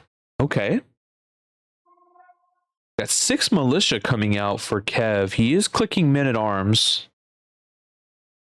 He's going to have longswords, men-at-arm rush with the Tatars. Now, regardless of the unit, they are going to get the 25% bonus damage, so that is going to be a positive there. We do have 3 scouts for our Mongols player. We'll see if they get pulled back at all. We've got the houses up on the top of the crater. We have all of these idle villagers. There's your worker efficiency going down the drain. Let's see what he decides to do with those guys. More farms coming up for our Mongols player. More berries being taken. Most of the hunt has been taken at this point, and his wood line is going to be safe. We're up to 5, nearly 7 men-at-arms. You got armor coming in for our Mongols player. More hunt being taken, but his wood line is exposed.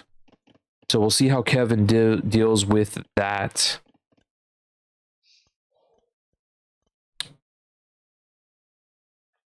These guys are guarding the relics. They are on the move. Where are you guys going to go? What are you guys going to do? And are you going to turn around when the scouts attack? When you get that alert bell, what are you going to do? We'll see. We'll see what they do. Because here comes the scouts. Foraging is coming in. Villagers are exposed. Let's see if he quick walls behind this. Let's see what happens here, guys, because the villagers are exposed. Dives into the wood line. There's one Vill. All right, he does react. He does react. That is a good thing. He's going to fight off the scouts with a couple of villagers, but we are going to lose a couple of villagers. That's 4 villagers down right now. Loom is coming in. These are unloomed villagers. We are losing villagers who don't have armor. These men-at-arms are trying to make their way through, but we've lost 7 villagers right now from our Tatars player. Now, these men-at-arms are going to absolutely shred through this building. They're going to be able to get into this wood line, but he does house wall behind it. Yeah, no loom against Mongols. That hurts. Yeah, 100%. Scouts are coming back to deal with this. Now, they're not going to want to engage in that particular... I don't know if archer range is a play, but they're not going to want to engage in that elevation there.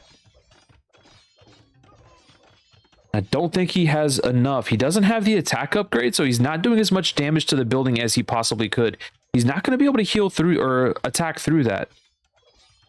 The garrisons here, these men-at-arms are going to be in danger. That mill is a great target, but the scouts are coming back for more. The scouts are coming back. He does have a few spearmen back here, but the gold villagers are exposed, guys. The gold villagers are exposed. They are surrounded. This young lady's going to go down. April bites the dust. Looks like little Jesse's. Jesse going down? Jesse's down. Poor Jesse. It feels worse when you name him. TC Fire taking out the men-at-arms underneath here. Army Control struggling a little bit. More villagers are exposed underneath the berries.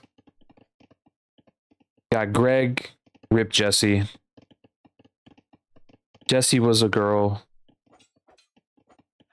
Jesse's no longer with us. Oh. Craig just died. Poor Craig. Men-at-arms coming back. They spotted a villager here, but she puts up a wall, which slows down the men-at-arms, so that was nice. Jessie was so young. She had her whole life ahead of her. She could have been a men-at-arms, but then she would have been shot by a TC, so I don't know if that's necessarily a positive thing. I don't know. Which way would you want to go? TC Fire or Scouts? I think TC Fire, right? Short, fast, quick. Scouts like don't hit very hard, so they're just like bludgeoning you to death. Town bell is rang, and it's on ring, and the men-at-arm is down. Big score lead here. Now Kev has been able to keep his PC running a bit better than Abu in this particular matchup here. Now that's another thing. Again, let's go back to our high elo versus low elo. So if you are, let me take a step back. Actually, Castle Ages clicked here for Oracle. So for us lower to, I'd rather buy Scouts. Without Loom, it's over quickly anyways. Yeah, I guess you're right. If you're in that 1,000 to 1,500 elo range, watching the pro game, it is a completely different game than the one that you and I play. Reason being, the strategies are different, the execution is different. The loss of the villagers that Kev had in this situation, every pro would have resigned at that point. Every single pro in that situation, if that's what they came across, maybe they thought they clicked Loom, but they didn't for whatever reason, every single pro would have resigned. But Kev is going to fight on because he still feels that he has a chance in this particular matchup. Even though we, from the outside looking in, know that he is in such an eco deficit, he's not going to be able to keep up with production.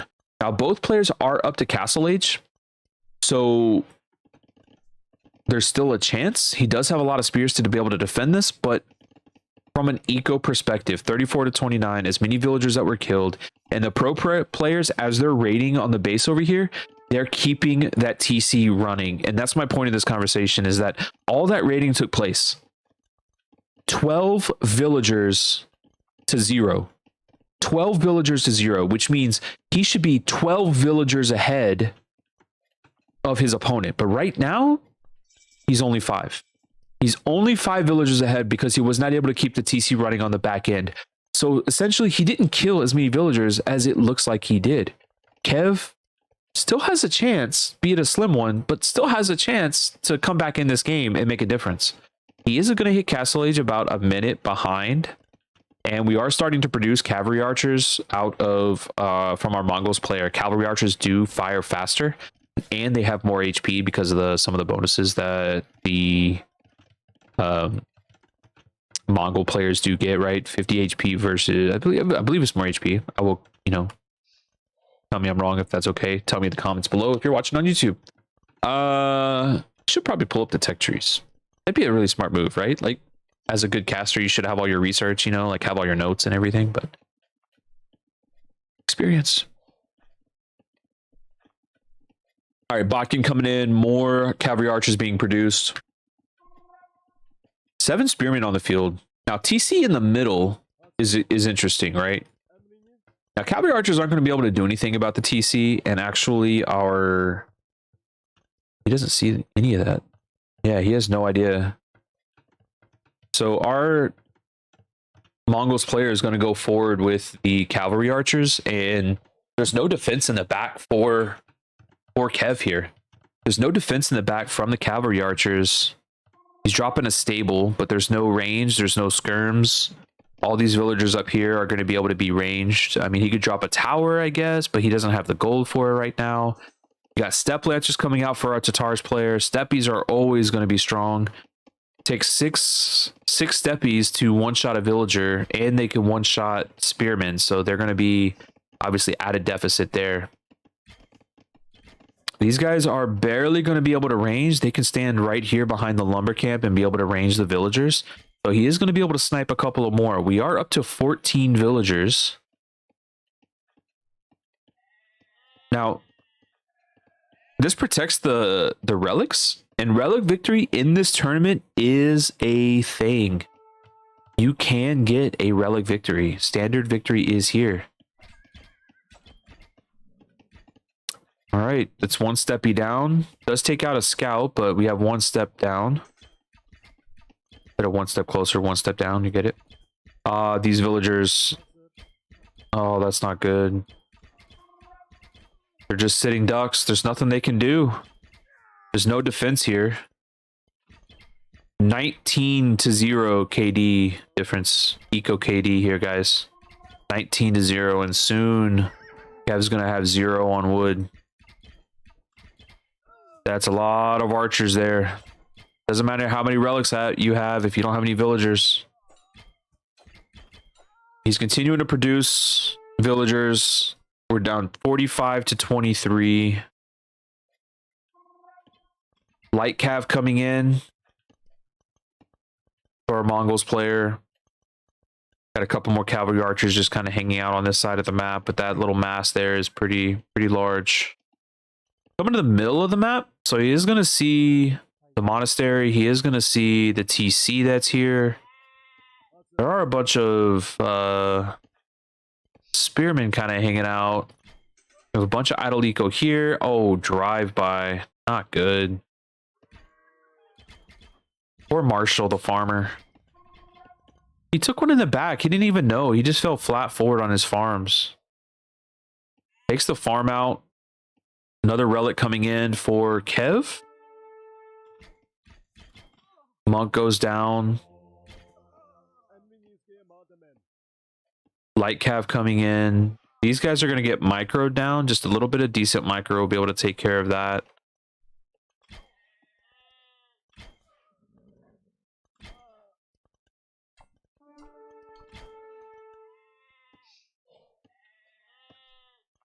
Bakken, double armor. Or +2 armor there. We have an archery range going up. I'm assuming skirms.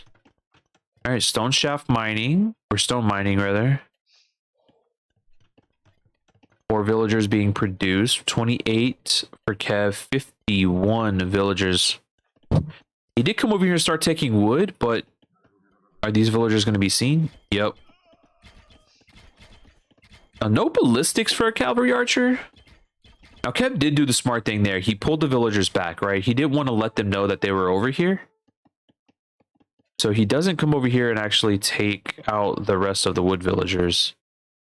A couple more villagers along the back there, but these guys are going to be found. You do have wood coming over here. So at least you do have some wood income.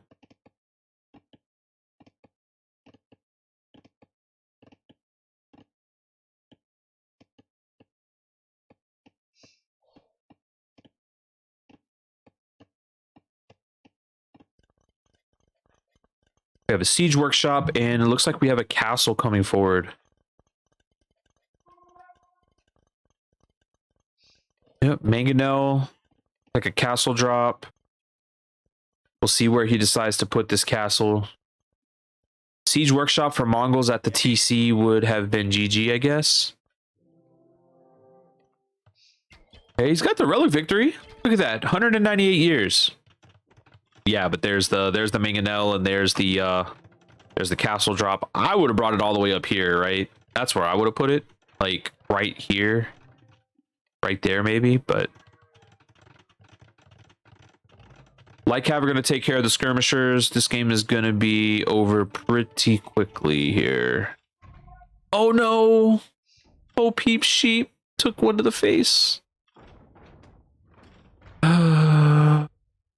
Couple camels coming out. A little bit of a mixed bag. A little bit of a mixed bag of army. But that's okay. Still wood being chopped over here. He's gonna have to take that this monastery out. What he's going to have to do. All right, villagers eject. As Kev continues to fight on here. And the villagers go down. 36-0 eco KD here, guys. 36-0.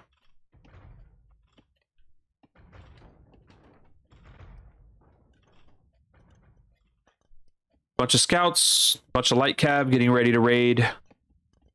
Cavalry archers coming in to take out some of these gold miners. The light cav are going to jump all over the skirmishers. Ellendil, hey, how are you?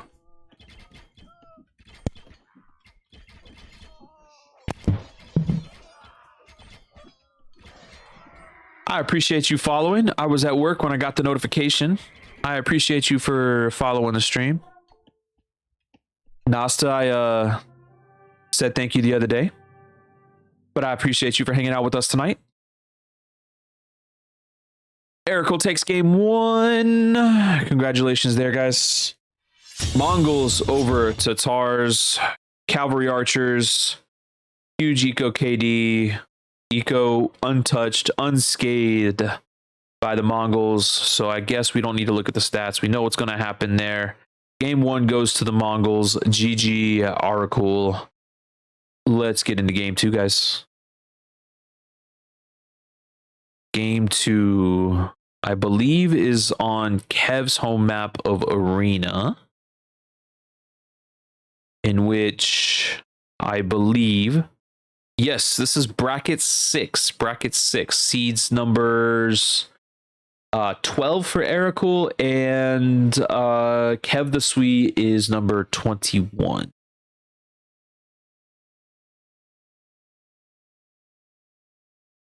We're going to jump into our next game here.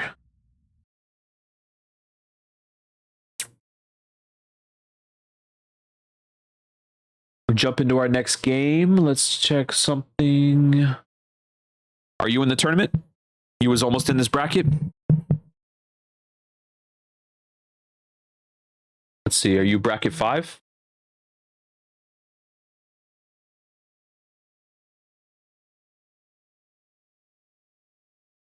Yep, barely made 5. Let's see, where are you at?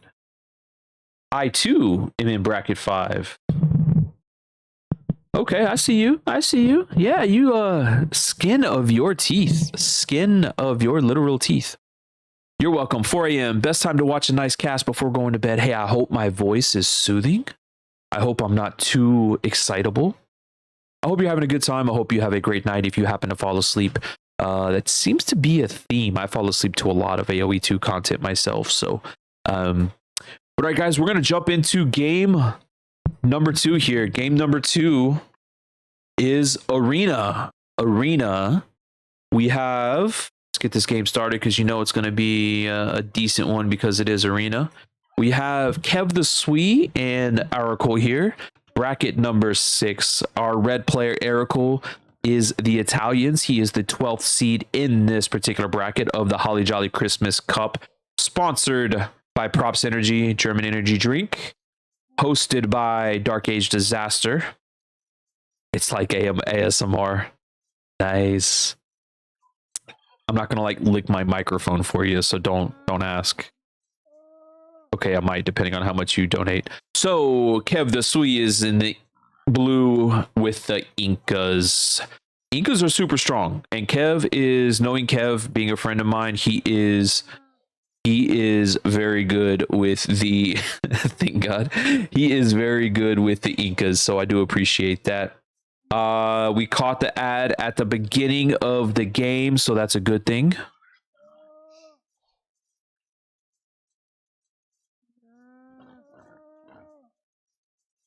Sorry, just taking a couple look here real quick. I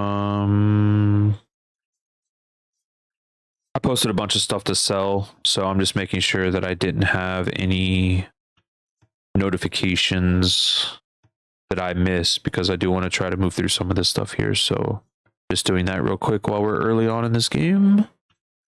And all right. Okay. So Kev the Sweet in the blue with the Incas. Incas are very strong in the right and capable hands. Italians as well. They are fantastic with their bombard cannons. They do really, really well with their early aggression. He decided to bring his wood choppers inside the gates, which is a little unique. I don't really see that too often, but they are definitely safer there than they are being exposed. Looks like he hasn't pushed in his deer quite yet. Where is the scout for Kev? Kev is out here scouting already. Did he push his deer in? No, he did not. All right. So, okay, he's starting to push his deer in. Very nice. He's got 2 under the TC. He could probably shoot that one. Just go ahead and get it out of the way, right? I mean, efficiency is going to be fine nonetheless. Especially since you're Italians. Again, we want to talk civ bonuses here.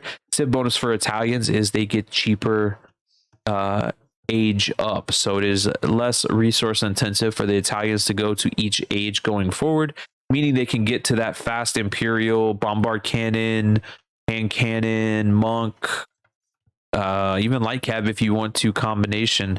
Now, Genoese crossbowman is usually something that you want to go forward with as the Italians.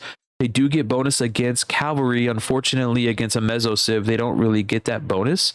So you would have to check into something more like Condottieros or Champion or something along those lines to deal with the Inca Eagle Warriors.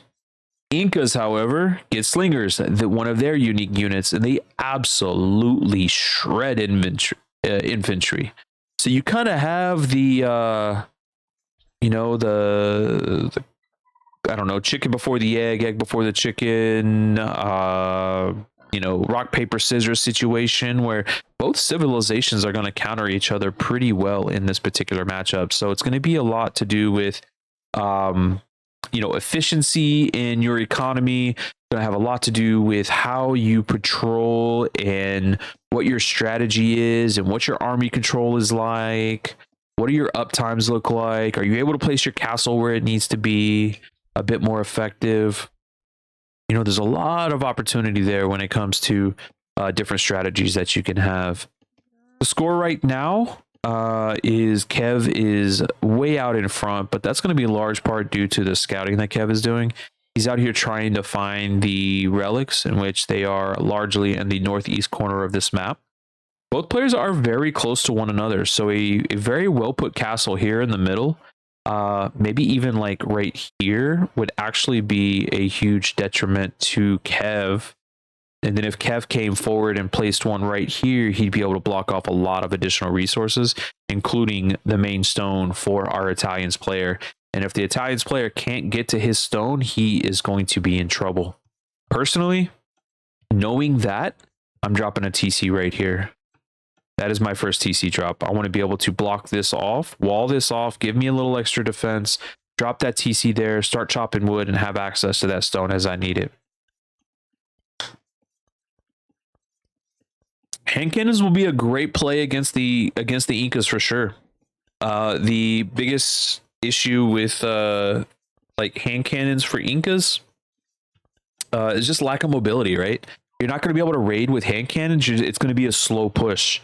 If you give the Incas too much time, they're going to be able to overwhelm you with just sheer numbers. Their food eco is very strong, but also their military units cost less.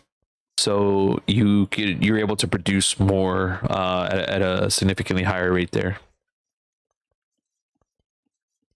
But hand cannons will be a good play. That's obviously going to help out quite a bit. Incas don't get bombard cannons, so they're not going to be able to push back. So they're going to have to rely on trebuchets. They do get ram, they do get siege ram, stuff like that to be able to help push long term. Kamukes are very strong.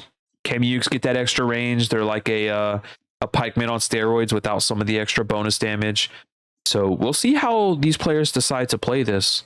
Kev does have a pretty huge score lead right now going into the feudal age. We do have one additional villager, which is pretty common. One additional villager for the Italians player, which isn't very common when it comes down to getting up to the next age, again, because they do go up a little bit cheaper. So you're usually able to get that extra leg up there. Both players are going to hit the castle age at very, very similar time, assuming Kev King has the wood to make his buildings. Market goes down for Kev.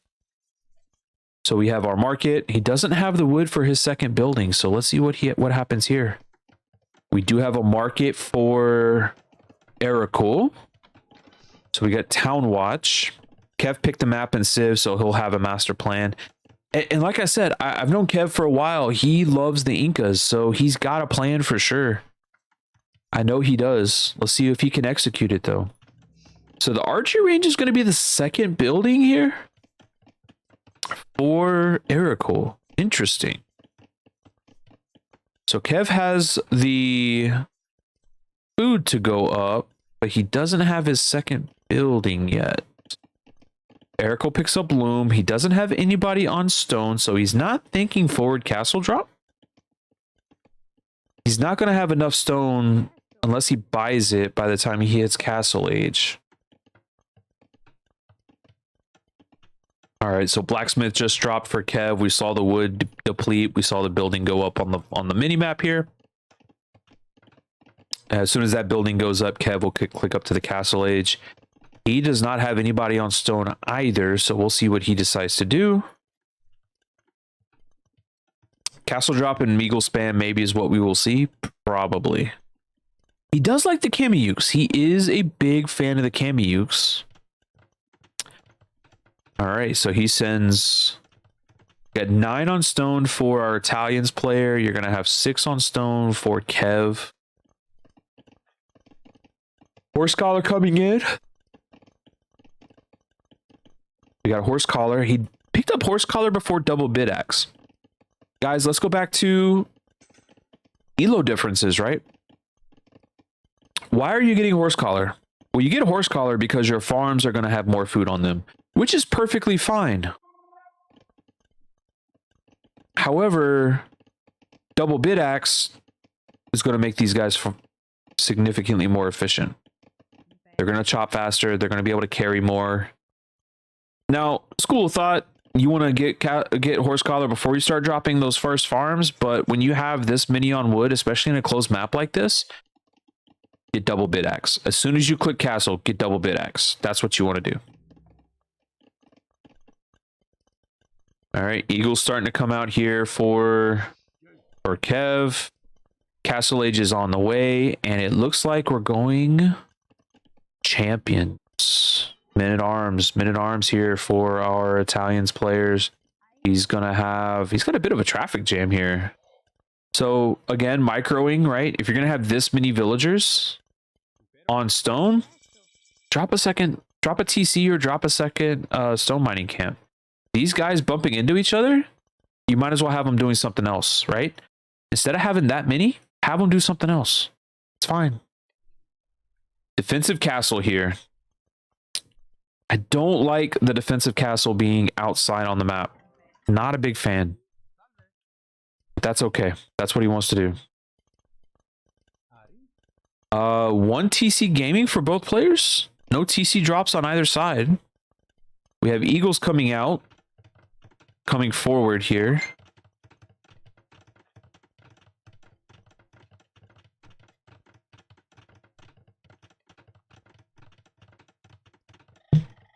Very interesting how they're playing this. More and more eagle spam. All right, looks like Kev's coming forward with a castle drop. Is he going to bring it on this side? Yep, there it is. I like this castle better. This is definitely a better castle.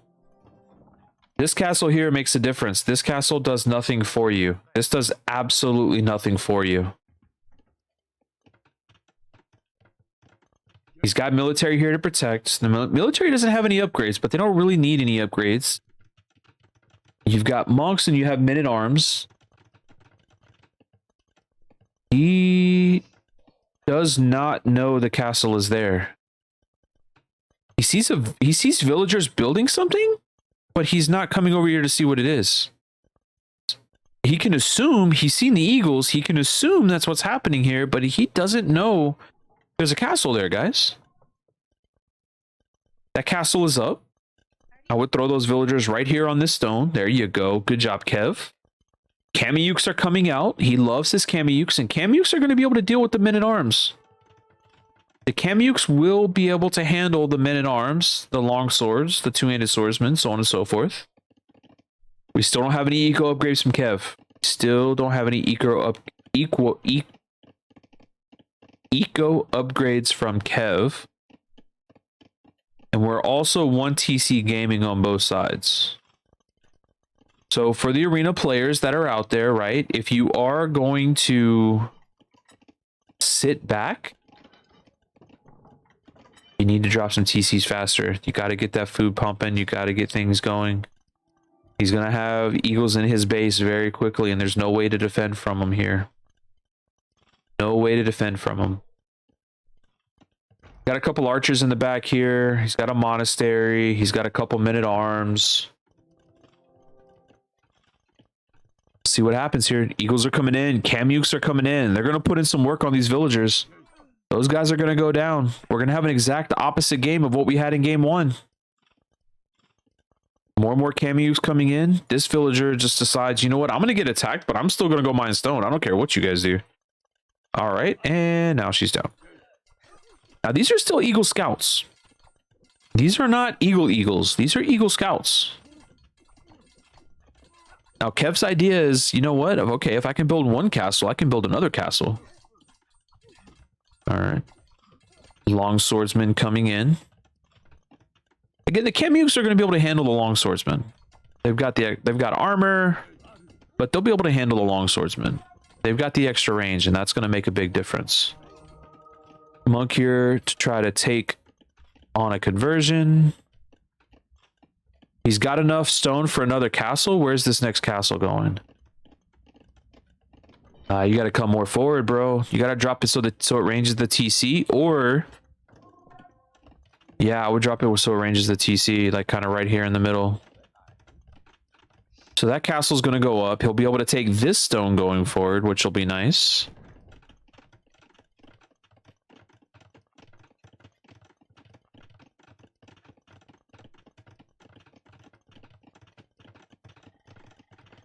Eagle's gonna come on the backside over here. They're gonna raid.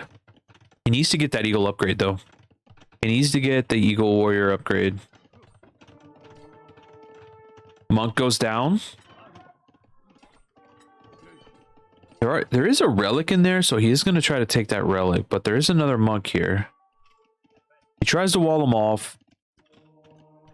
Long swordsman coming in. Long swordsman will absolutely shred these eagles. There's no fletching. There's no ballistics. All right, foraging is coming in.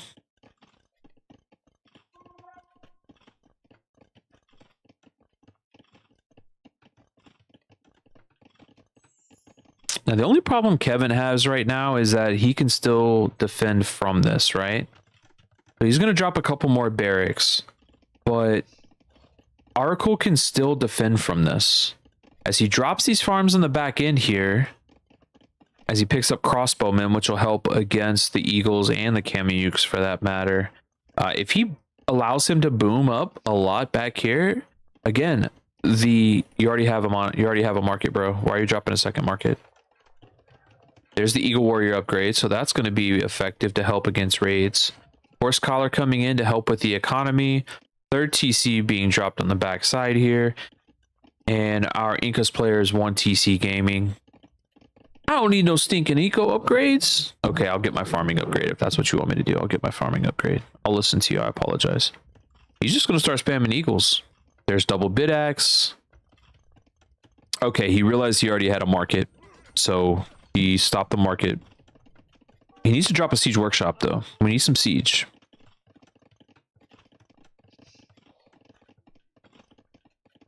But if he lets them boom too much back here, he's going to be able to hit Imperial Age, and he's going to be able to push this back very easily.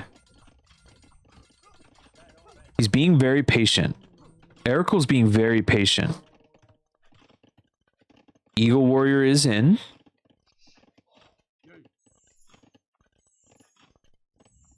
Bonus against arson, so they'll get bonus against buildings. He dropped a couple more barracks, so he's going to be able to produce more eagles a bit more effectively. He's working on his eco. You could tell he's not doing a ton. That guy has a long way to run. Decides to drop a TC. Deletes the mining camp. Decides to drop a TC. Squires and armor coming in for his eagles and his infantry, so that's going to help out quite a bit. Very nice call there. But Imperial Age is in for our Italians player. Idle time for red is very high. He was, yeah, I think that was intentional though. I feel like he could have been better about it. He doesn't have wheelbarrow, doesn't have a lot of eco upgrades, but he was idling his TC just so he can get up to imp and get for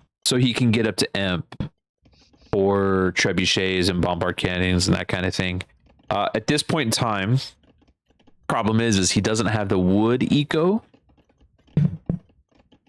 to get into bombard cannons right now, so he is going to have to rely on trebuchets, and the trebuchets are going to be fairly exposed in this situation, and he only has one castle, so he's going to have to choose between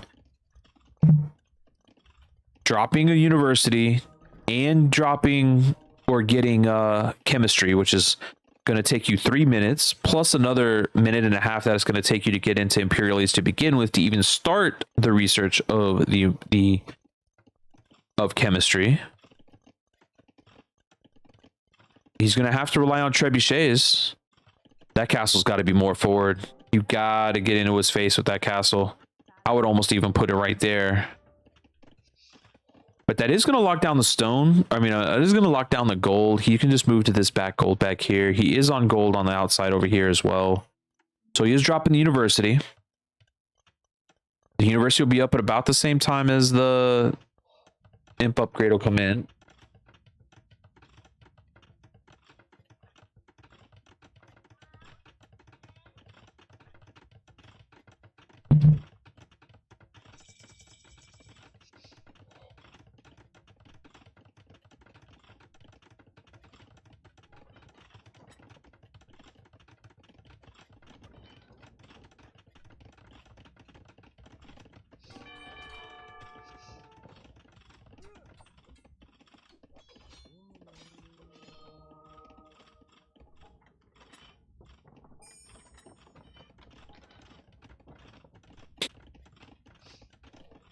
So he runs in, he raids, runs back out, town bell comes up. See what happens here, because those long swordsmen are going to get wrecked by the Kamiyuks, but they're going to wreck the eagles. So we'll see how this trade happens. Kev's taking a really good trade. Those Kamiyuks are going to put in work. Everything is dead by our Italians player. He does have one trebuchet, but he's got 9 army. His 9 army consists of 6 two-handed swordsmen and 4 archers. So he's just going to keep pumping out Kamiyuks at this point. And to your point earlier, this is where like hand cannoneers come into play. He didn't get chemistry.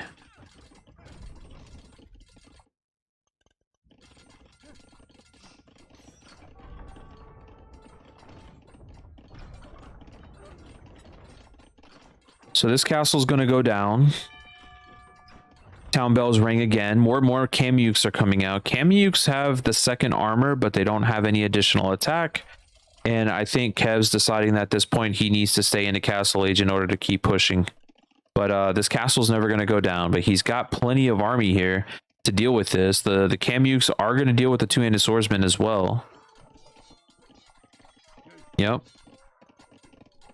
They do a lot better against infantry than people think. When you have that mass of Kamiyuks, that's tough. That is tough. 30 Kamiyuks are on the field right now. Chemistry's coming in.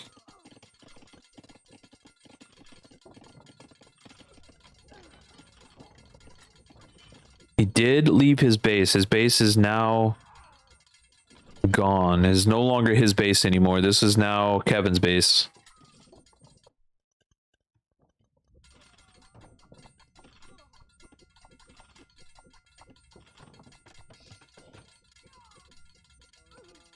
Your base belong to us.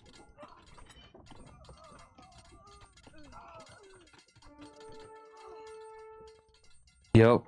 Very nicely done. The exact reverse of our first game. 43 eco KD to 0. 43 eco KD to 0. He is an Imperial Age, but you're looking at 37 Kamukes. 37 Kamukes have absolutely destroyed this Italian's base. Now, chemistry is in, so I'm assuming hand cannoneers are coming in. The first castle has gone down. The second castle has gone down. So he can't really produce Kamukes at the same pace as he was producing before, but he is down to 30 villagers. Now, these Kamukes are going to be able to go in. Here's another castle being dropped at the top here. These Kamukes are going to be able to go in and wreck those trebuchets. I would run right under them, take the losses. You're going to have to take the losses. You're going to have to take this castle down at some point. And the wife has come back to join me. No food for hand cannon, though. Exactly. There's no eco there. Kev's got 2k wood.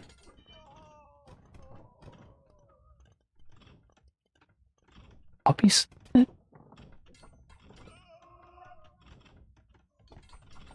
BB's in the crate.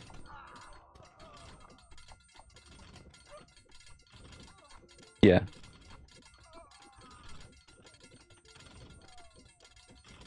Gotcha. GG, well played.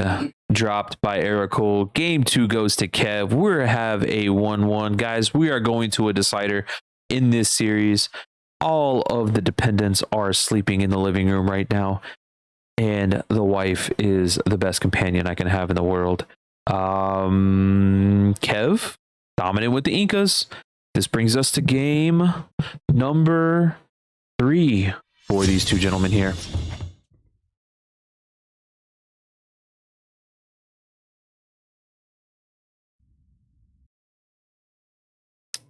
All right, guys, we're going to get into game number 3 very momentarily. Game number 3 here. But before we do, let's make sure we say a big shout out to Dark Age Disaster for putting this tournament on.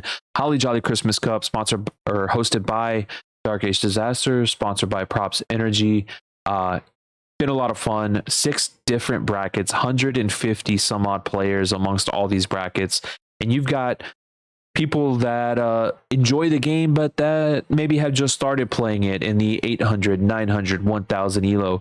You've got mid-level players who've been playing it for a while, who are continuously trying to get better and wanted to join the tournament scene. And you've even got the Lord himself. Doubt is in this tournament along with other pro players. You've got the Kingstones and the Tomates and the Nillies of the world are in this tournament. We cannot wait to cast those guys' games. So that being said, guys, we want to say a huge shout out to Dark Age Disaster for putting this tournament on. And I hope you guys are really enjoying the tournament games so far. I'll be casting a lot during prime time. I am in the United States, so my prime time is now. Whereas, say, my buddy Nasta is, it's 4 a.m. at his time, and he's up here watching games with me. I really appreciate that. What a trooper. What a trooper. All right, guys, we're going to get into game number 3 here in just a second. Last thing I want to mention is Extra Life. Make sure you guys click on the link to Extra Life. We are at $110, I believe, right now, and we haven't even really started the event. November 4th, we will be having a 24-hour stream starting at 1 p.m. Central Time, and we will be playing games throughout the night. We'll have community games. We'll be casting some tournament games. We'll be watching some games together. We'll be playing Ark. We'll be playing whatever games you guys want to play. So join us on that 24-hour stream.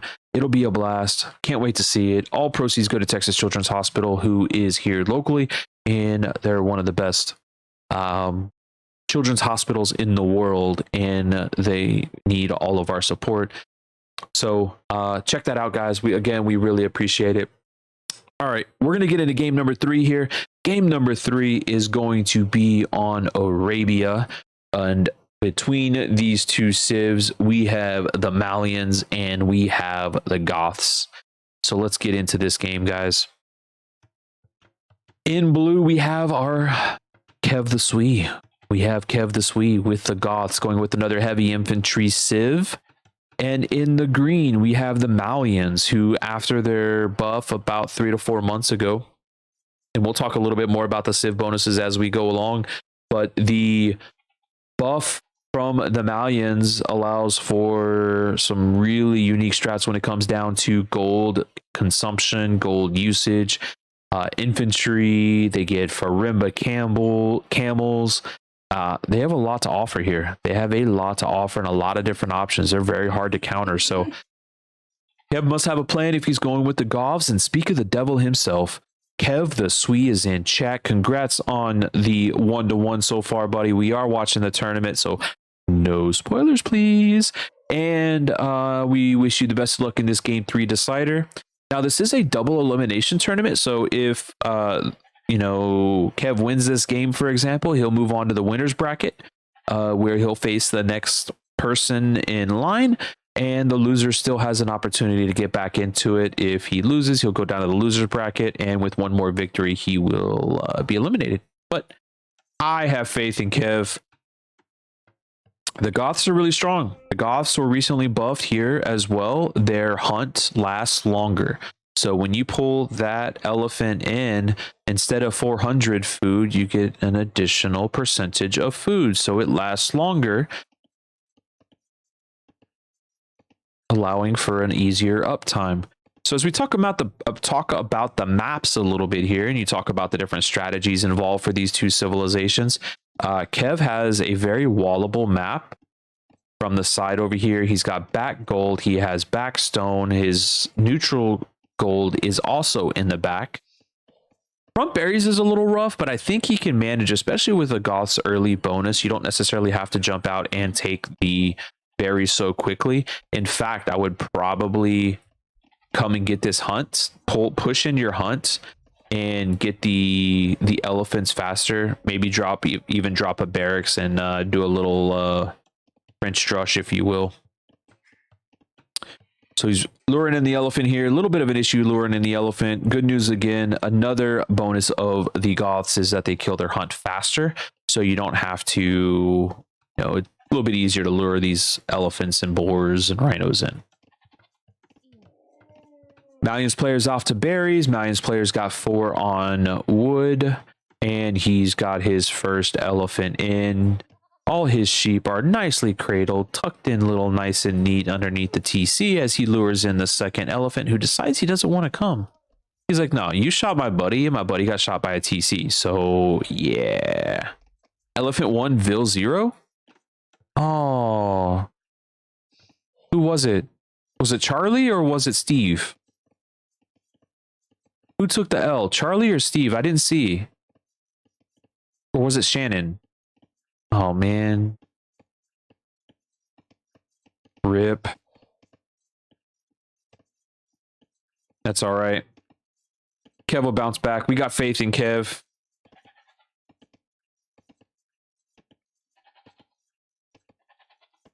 We got faith in Kev. F in chat for Steve. Steve was a good dude. He was. He had a limp, though. I wonder if that had anything to do with it. Like, trying to lure a bull with lure an elephant with a limp, that's a little hard, man. Like, and in fact, like, I don't even blame Steve. Oh, he shot the no. Oh, Kev. That right there, buddy. Oh my God. That's a tough one to swallow, man. That's a tough one. I've done it before. I've done it a lot. We've all done it. Shot the elephant with the TC. It happens to the best of us, man. But in a decider, man, that's tough, bro. That's tough. So, question in the room was, what does that mean? Well, when you are going out to lure an elephant in, a lot of times what people will do is they'll garrison their TC so that it shoots arrows at the elephant. But if the TC kills it, you can't harvest it. So that 400 plus or 500 food from the Goths is gone. Yeah. It is a risk. It's usually a calculated risk. It's usually practiced, and once you learn how to do it, it's just kind of how you do it. But that's bad. That's not good. Barracks is up for Kev. Kev's having to drop some additional farms early. He still has his hunt over here, so he's not pushing in his deer.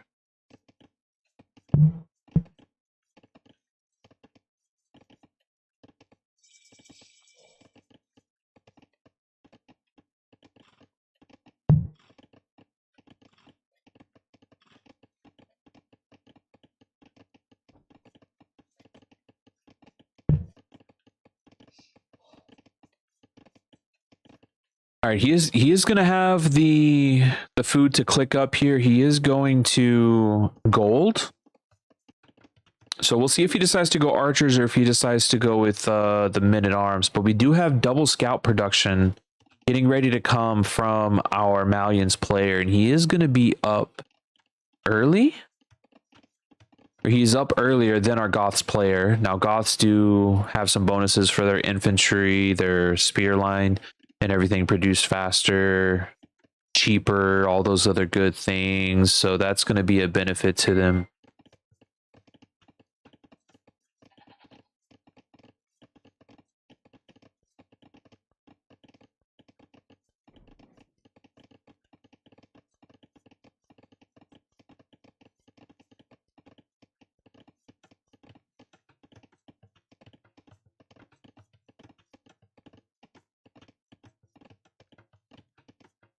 Blacksmith is going up.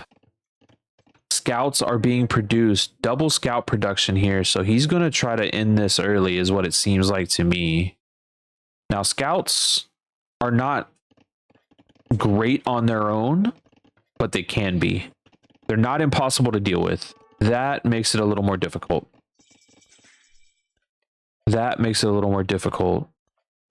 He does have loom. You got to be able to wall this off. If you can wall this off, you can deal with it pretty well.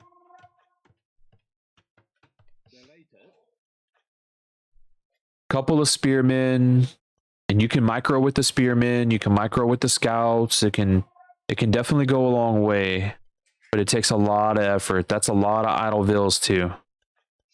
Scouts are coming around on this side over here. They're going to try to get into the gold. Spearmen are going to come over here in defense. And I think what you're seeing here as we watch these games is a difference of comfortability between the maps, right? Open maps, it seems like Ericul is a lot more comfortable. Closed maps, Kev was dominant, right? And that's okay, right? There's different maps for different people. Kev going to the market, he's going to try to sell off his stone to get up to the next stage. And if he can get pikemen, that's going to go a long way. Ericul's deciding to go full feudal. Full feudal can be very, very strong, but you got to do damage. With the scouts sitting over here in the corner, you got more scouts sitting over here on the side. If they're not getting damage in right now, and you let the Goths boom up a little bit, that's bad. That's bad news bears, guys. Market's going to drop. I'm assuming he's going to sell off the stone, would be my guess. He's going to try to get up to the next stage. He did click Town Watch, which is going to help. Oh, my daughter's a vampire, guys. She has vampire teeth. Wow, where did that come from?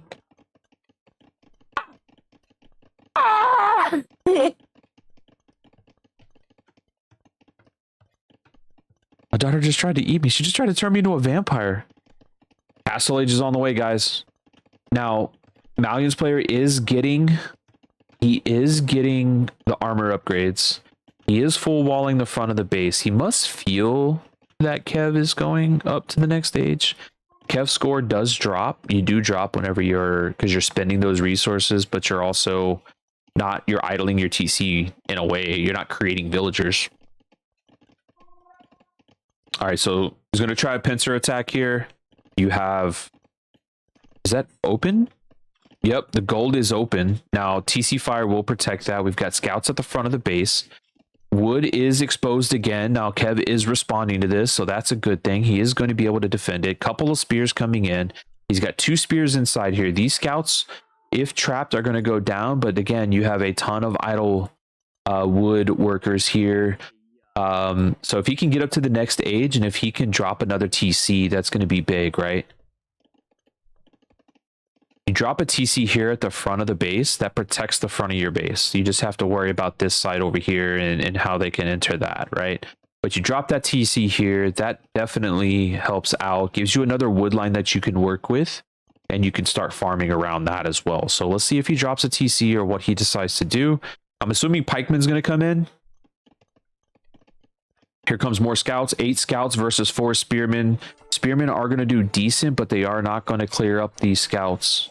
They are going to take a couple of them down. They are going to bring a lot down to 1 and 5% HP. A couple more spearmen over here.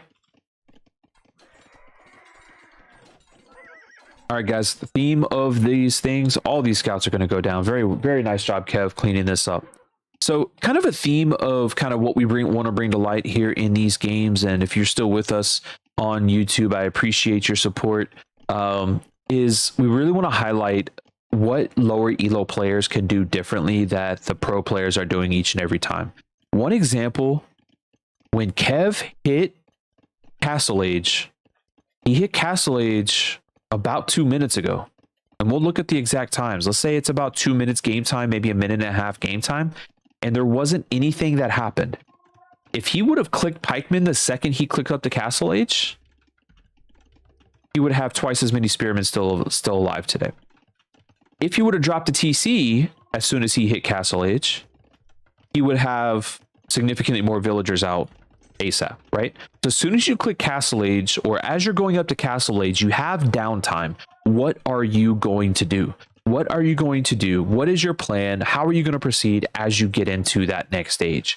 I do like this TC. It is nice that that it's going to be right on the goal. The problem is that mangonels are going to be able to hit it near this hill line. So now that he's in Castle Age, what's your follow-up? Okay, we know that he has scouts.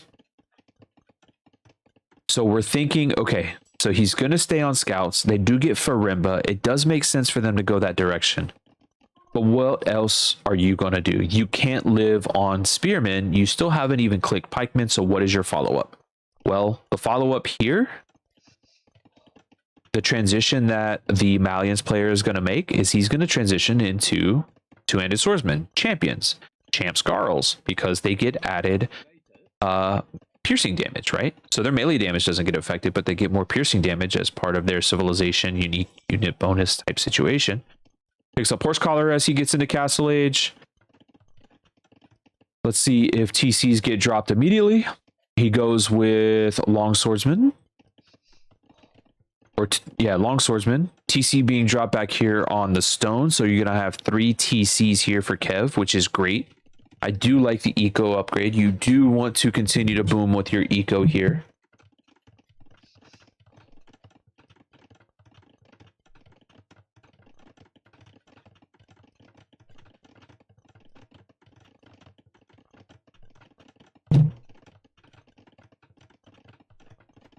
Eco KD in favor of Oracle 1-0. We did lose Steve to a elephant a little bit earlier. F in chats for Steve. Still 1 TC gaming. He is setting up for a nice little raid. He'll have 10 long swordsmen here. Sends the spearmans forward to kind of check out what's going on. Drops a monastery. I still feel like he's expecting knights to come out. And this is where scouting comes into play. Again, the difference between low and higher elo are all of these little things that are happening, right? Is, what is your scouting? Do you know what your opponent is doing? Are you aware of the transitions and the changes that are happening within your own eco, but also what is your opponent doing differently?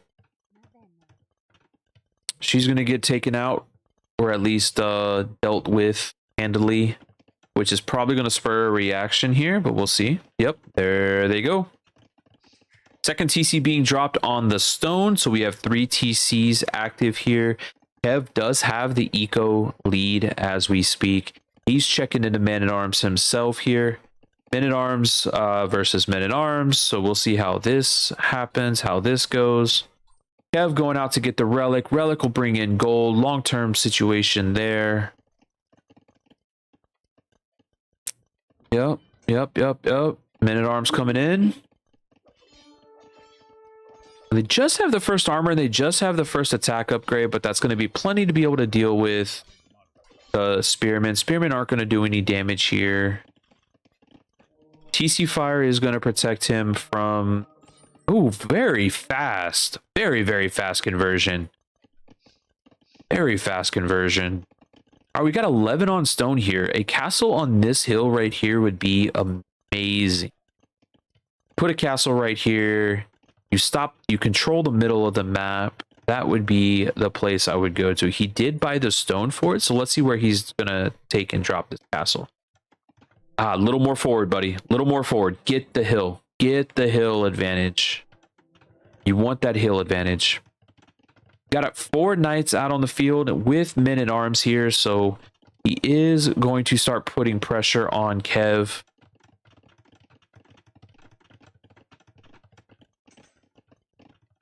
Knights are going to try to swing around to the right side to get into the eco.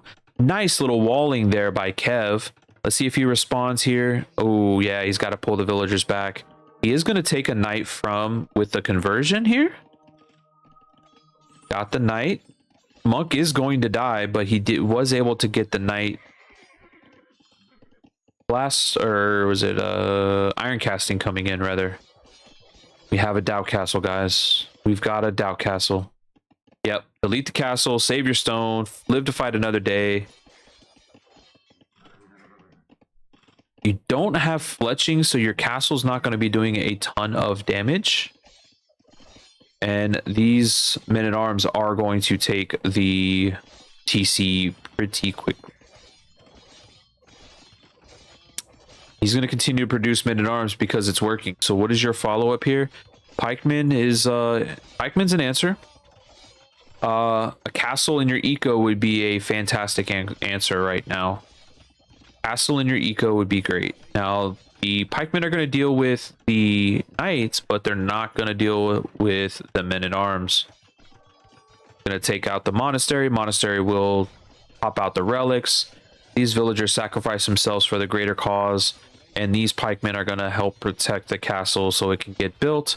So nice defense here for Kev. Nice transition here. He is behind in score. And that has to do with buildings being raised. That has to deal with army and military out on the field. Upgrades, technologies. And he's got a hole in his wood line. No. No, that's so bad. Pikemen aren't going to be able to do anything. He doesn't have anything to stop the Men-at-Arms. Oh, no. He knows he can't raid with the knights right now. Huskarls aren't going to do any good. Huskarls have great melee, or I'm sorry, pierce armor, but they're going to get wrecked by the two-handed swordsman. Yeah, man, we need archers. We need archers in this situation. We started attacking the houses, which isn't really going to do much other than pop cap, which is a big deal, right? Bowsaw coming in, +1 attack coming in for Goths. Siege Workshop coming forward. He's close to another castle, and he can drop another castle as a defense and see what happens there. I would delete these farms and drop it there in between the TCs to defend that area, because you're not going to be able to come out here and defend it very well. So he sells the stone for gold to get better Men-at-Arms and +2 attack. So I'm not opposed to that idea, but yeah, this is going to be tough, man. It's going to be very tough. 3 TCs for Erical here. He's got great map. He's got map control. He's got great coverage. He's got 29 on food. Again, forward Siege Workshop here. He did sneak these villagers out to this wood line out to the left-hand side, so that is a good move for Kevin. But he's going to be outnumbered here, and in equal terms, 9+2 plus the extra pierce damage there. He's not going to win this fight. The numbers for the Malians player is going to outperform here. Spearmen are going to be nice against the knights, but the men-at-arms are going to take care of the spearmen too quickly here. Siege Workshop is up. Eco is flowing pretty nicely back here. On the front end, you have you're down to 17 men-at-arms, but Kev has 7 army on the field, and they're all pikemen right now.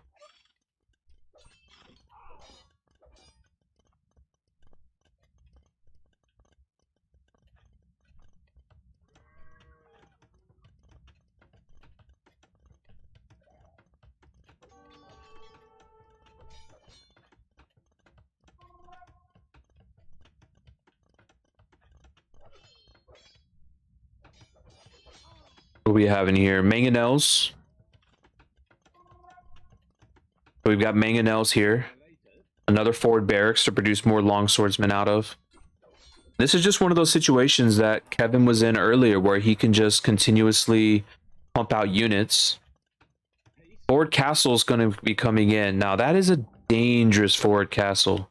If these men-at-arms were in position, they would have been able to deny that castle and almost kill that castle if they were able to. So he's going to try to buy himself a castle, and he's going to try to drop it over here nearby.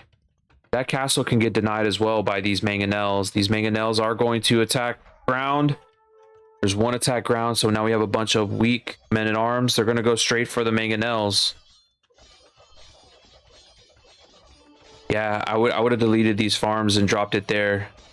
He is going to get the castle up, though. He does have enough. These mangonels, are they going to go down? Doesn't look like it. Maybe one. Yeah, he's going to get one, it looks like. Doesn't get the other. These men-at-arms are... These longswords, rather, are going to... Looks like the spearmen are pushing the... Okay, not terrible there. I feel like this game has a few more minutes left in it. Doesn't look great for Kev, but it's not over. He still doesn't have fletching. Only 200 stone left on that one there. More men-at-arms are being produced. Doesn't have any more villagers over here, so that castle is at a little bit of peril right now. If he can create enough of a mass of men-at-arms, you need to be able to mass the men-at-arms. You can't just run them, continuously run them in, but it does help when the mangonel runs into the castle fire. More villagers are still going to start coming forward here. Here's a mass of villagers making the trek from the deserts of Africa to the southern part of Europe. I guess they would have taken a boat, but maybe they went through Constantinople and all that. I don't know. So here comes the men-at-arms. The castle has too much HP. There's a lot of men-at-arms here for both players, but more men-at-arms here for our Malians player. They do have the extra pierce damage, which is going to affect castle fire, things like that, but that castle's going up, and there's a flood of men-at-arms from our Malians player as he continues to produce them. 32 men-at-arms, 38 military to 6. 2 mangonels putting in work on the houses now. This castle's going to go up. We do have another TC being built with a bunch of farms on the backside, so that is going to help Kev with some food eco on the back end, because this is all dunzo. Ran out of stone across the back. He's going to pull these villagers to the left side of the map. Try to find some more resources. There is a neutral stone with some hunt around the backside. Men-at-arms are going to circle around. They're going to try to find some additional damage as the mangonel goes to work on the TC along with the castle fire here. Barracks are going to start going down. Gold's going to be farmed, and Imp is on the way for our Malians player. 54 villagers to 77 as he continues to produce villagers back behind this. He does have a lot of idle eco, though. A lot of idle eco.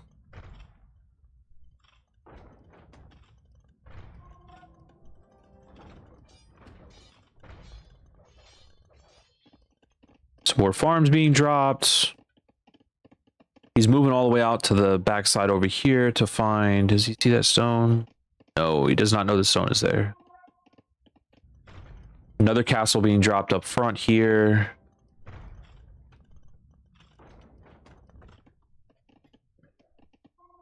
He could drop another TC here. There's no more resources along the sides. You're usually going to find them across the flank here. All right, food. We got 18 on food versus 35. Imp is a minute away.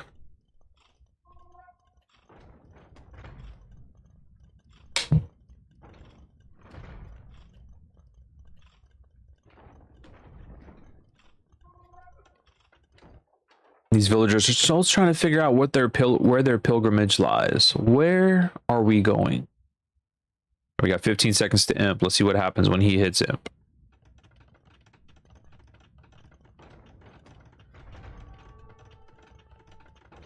Gold shaft mining is coming in.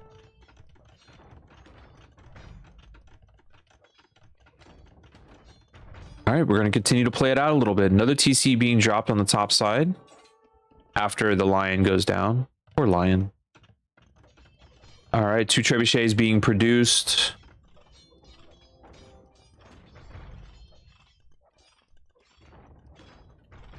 We have more cavalry armor coming in. 14 longswordsmen being produced by Kev. He's going to try to make one more push, and I give him the, being a decider, he's going to try to make one more push here before he calls the GG. But it doesn't look good. Got another trebuchet coming out here. You got trebuchets here. He knows he doesn't necessarily have to take this castle out, but if he takes this one out, he does have significantly more eco he can press back behind this.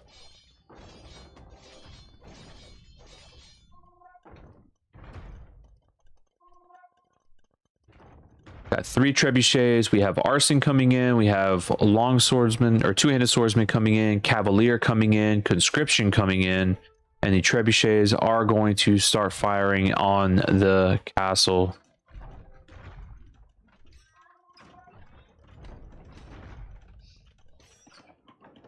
They're awfully close to each other over here. Can Green see that? He has an idea. Going to do very much against these guys. Scorpions do have pierce armor. They do some bonus damage to infantry, but not enough to really negate that. Champions are going to have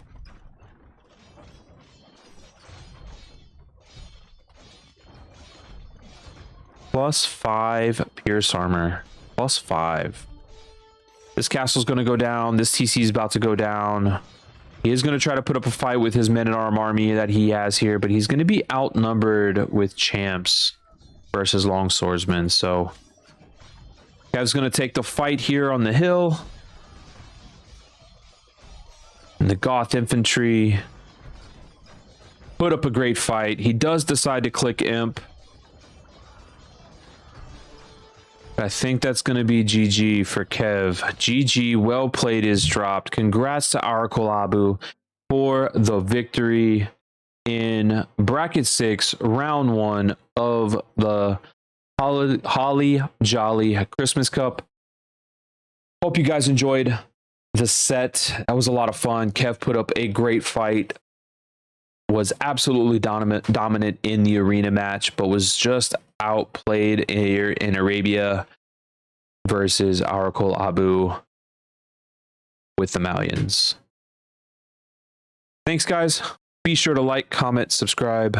Be sure to give us some feedback down below, and we'll have more for you guys here from the HollyJolly Christmas Cup. Thanks.